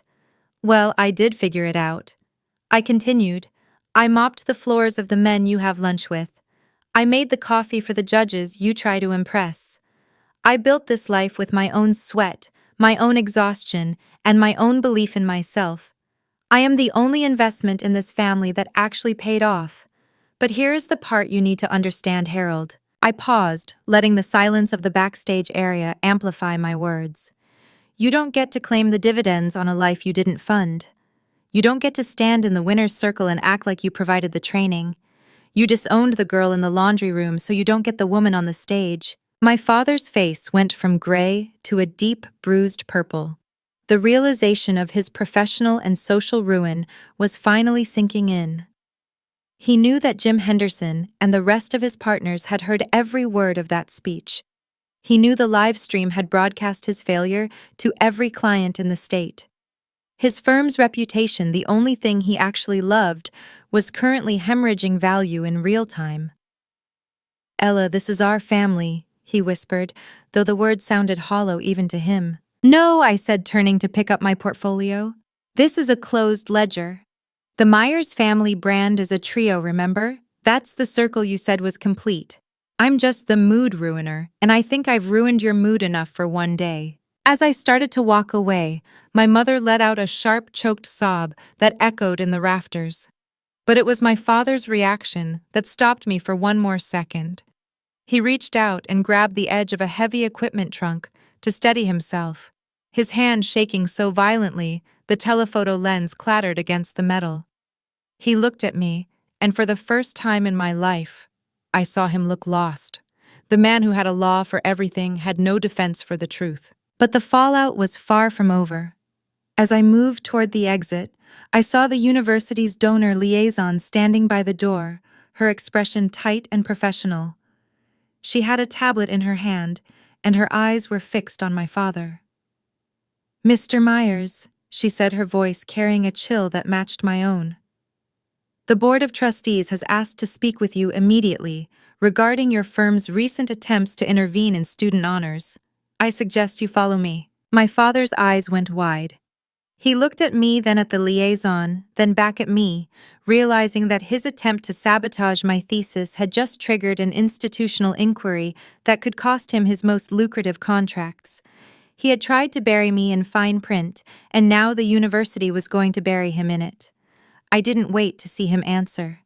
I pushed through the final set of doors and stepped into the sunlight, leaving the ruins of the Meyers family legacy behind me in the dark. I was free, but as I walked toward the parking lot where Dr. Bennett was waiting, a familiar blue metallic shimmer caught my eye.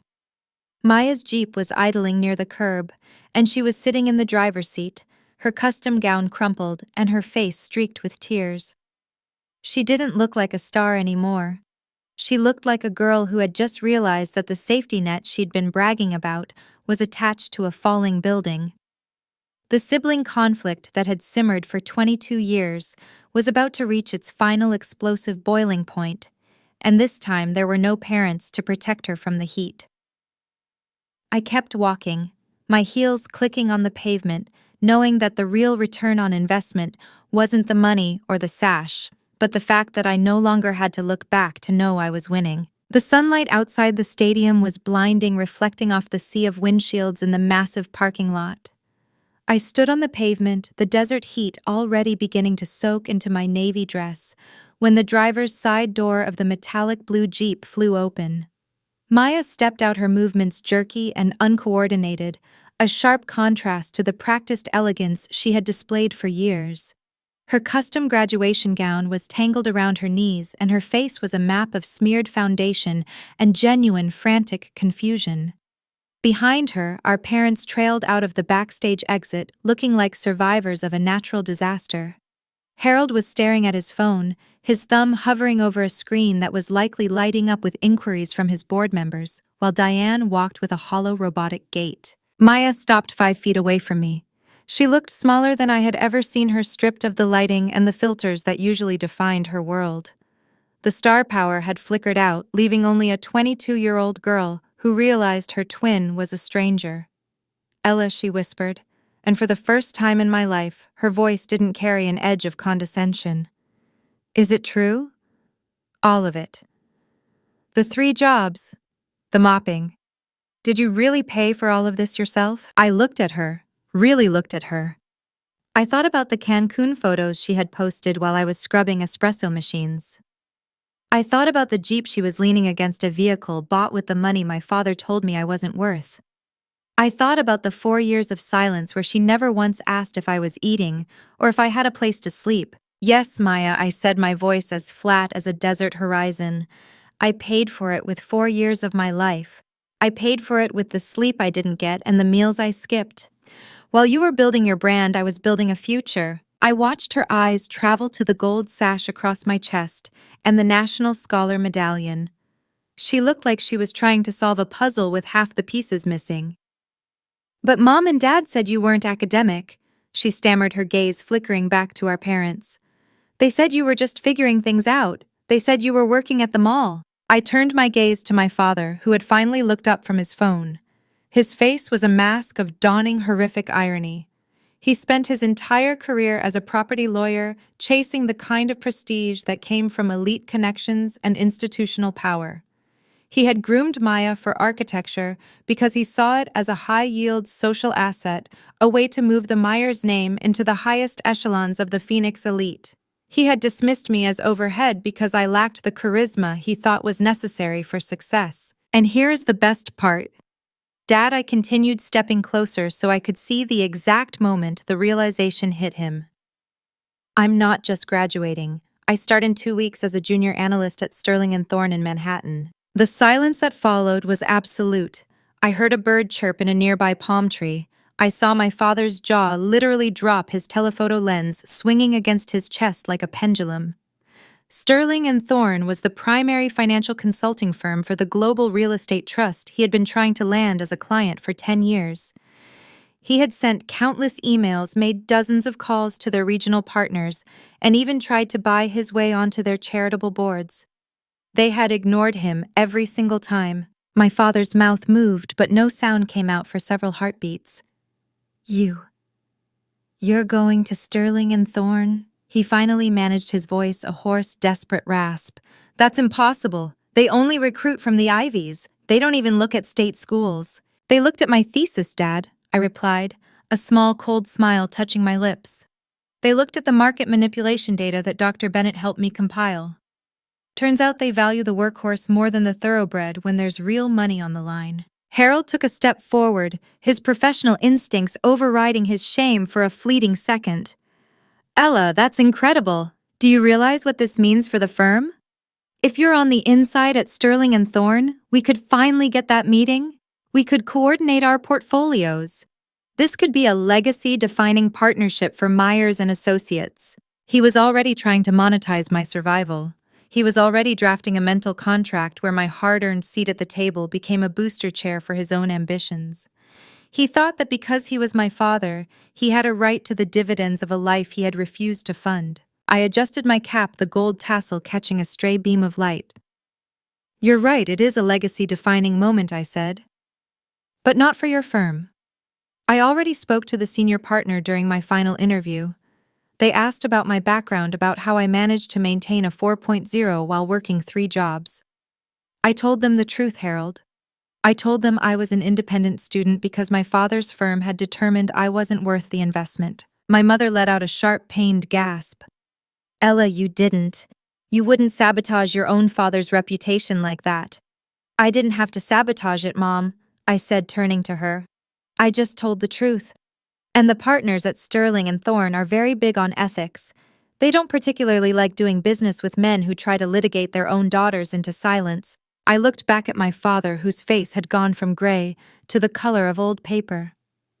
"I'm the gateway to the world you've spent your life craving, Dad.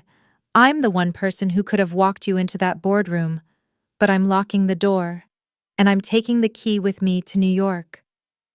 Maya started to sob, then a messy, unpracticed sound. "We were supposed to be a team," she choked out. "We were twins." "No, Maya," I said, finally turning to walk toward Dr. Bennett's car. "You were the star and I was the help.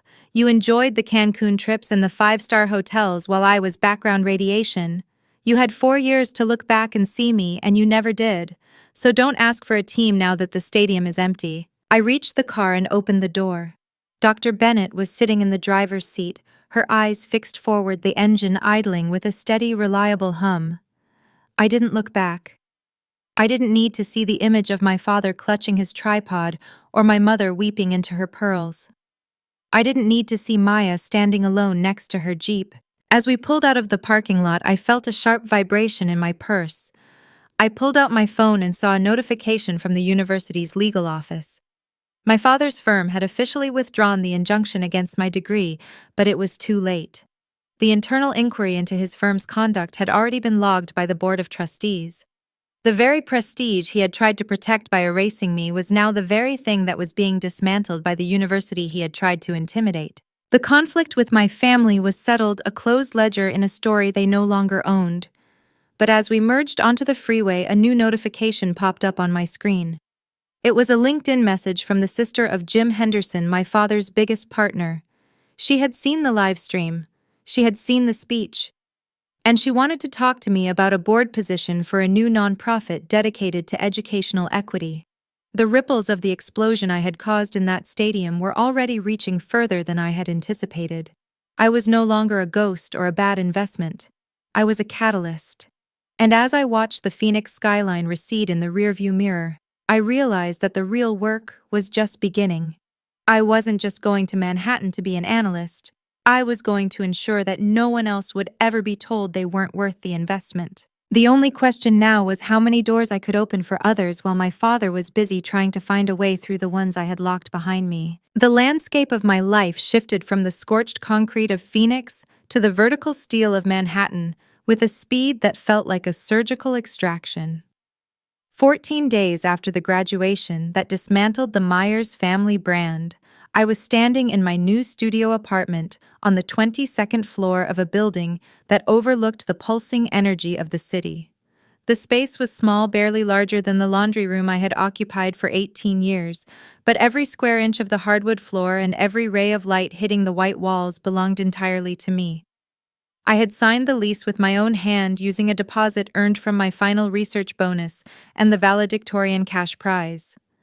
There was no mahogany furniture, no heirloom crystal, and no filtered photos of a trio that didn't include me.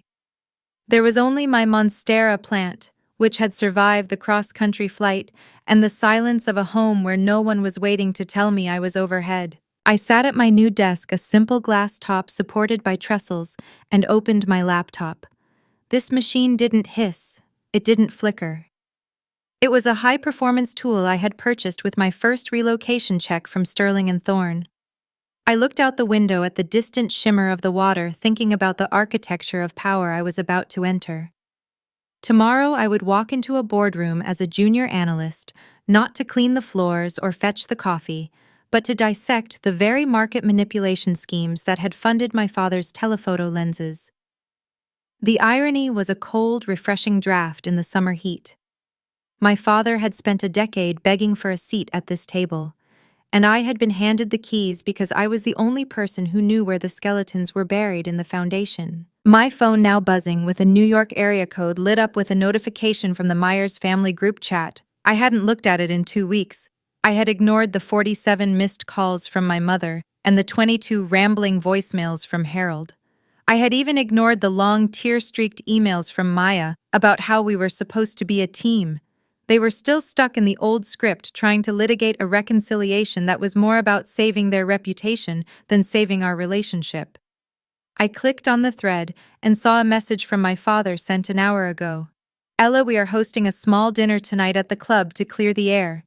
We've invited the Hendersons so they can see we are a unified family again. We will fly you back private, just name the time." I looked at the words unified family. It was a marketing slogan, a desperate attempt to patch a sinking ship with expensive tape. He wasn't asking for my presence.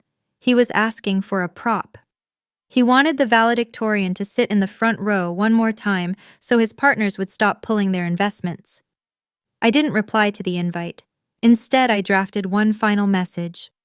It wasn't an apology for the speech, and it wasn't a request for an invitation to their table. It was a link to the website for the Ella Meyers Second Chance Scholarship, a nonprofit I had officially registered that morning with the help of Dr. Sarah Bennett. The scholarship was designed for students whose parents had deemed them a bad investment. It was funded by my $20,000 valedictorian prize and a matching grant from the National Scholars Board. Beneath the link, I typed 5 sentences that would serve as the final entry in the Meyers family ledger. I've attached the link to my new foundation for students you would have discarded. I've already moved my things, so there is no need to prepare my old room. Apologies expire, but boundaries don't. I spent 18 years looking for my chair at your table only to realize I was meant to build my own. Don't call me again unless you're ready to admit that you didn't bet on the wrong horse, you just didn't deserve the winner. I hit send and immediately exited the group. I didn't wait for the bubbles to appear or the frantic typing of my mother's defense. I deleted the thread, then blocked every number associated with the name Meyers. The digital severance was as clean as a paper cut. I stood up and walked to my small kitchen area where I had set a single place for dinner. A ceramic plate I'd bought at a street market, a linen napkin, and a glass of sparkling water. I sat down at the head of the small table, my back to the window. The silence of the apartment was no longer the empty, aching silence of the dorm room during Thanksgiving. It was the quiet of a workshop. I realized then that my father had been right about one thing: reputation is fragile. But he was wrong about the cause of its destruction. It wasn't my speech that ruined him. It was the truth he had spent 20 years trying to hide. He had gambled his entire legacy on the idea that I would remain invisible, and he had lost. As I looked at the gold tassel of my graduation cap, which I had hung on the corner of the mirror, I felt the final weight of his judgment lift. I wasn't a bad investment. I wasn't smart, but not special. I was the architect of my own survival, and the dividends were starting to clear. The final conflict with my family was over, not because we had reached an agreement, but because I had stopped participating in the trial. I had reached the end of the balance sheet and found that I was the only asset that actually mattered. I looked at the clock. It was nearly 6 p.m., the hour when the Meyers household would be gathering for their performative dinner at the club. They would be sitting in the front row looking at an empty chair, wondering when the mood ruiner was going to arrive to fix their optics. They would be waiting for a daughter who no longer existed in their frequency. I picked up my fork and began my first dinner in my new life. The food was simple, but it tasted like freedom. I was 22 years old. I was a national scholar, and for the first time in my life, I wasn't looking at the door waiting for someone to give me permission to stay. I was already home. The real payoff wasn't the Manhattan job or the $20,000. It was the fact that I no longer needed to prove I was worth the investment to anyone but myself. The Meyers family legacy was a ruin in the desert, but my foundation was just beginning to rise. I looked out at the city lights and smiled, knowing that tomorrow, when I walked into that boardroom, I wouldn't just be representing a firm. I would be representing every girl who had ever been told she was background radiation. I was the thoroughbred they tried to break, and I was finally irreversibly running my own race. If this story has made you look at your own family table differently, if it has reminded you that your value isn't a number in someone else's ledger, then it has done its work. My name is Ella, and I am no longer anyone's bad investment. I am a success story written in my own ink. Thank you for staying with me through every job, every audit, and every 4 a.m. shift. Your support at Hazel Tells Stories is what allows voices like mine to be heard. Don't forget to subscribe and hit that notification bell so you never miss another story of resilience and justice. Check the description for more scripts about people who refuse to be erased. Until next time, remember, you are enough and you always have been. Take care of yourself. I'll see you in the next one. As I sit here in my Manhattan studio, the vertical steel of the city reflecting in my window, I realize that the girl who sat on that Phoenix bedroom floor 4 years ago is a stranger to me now.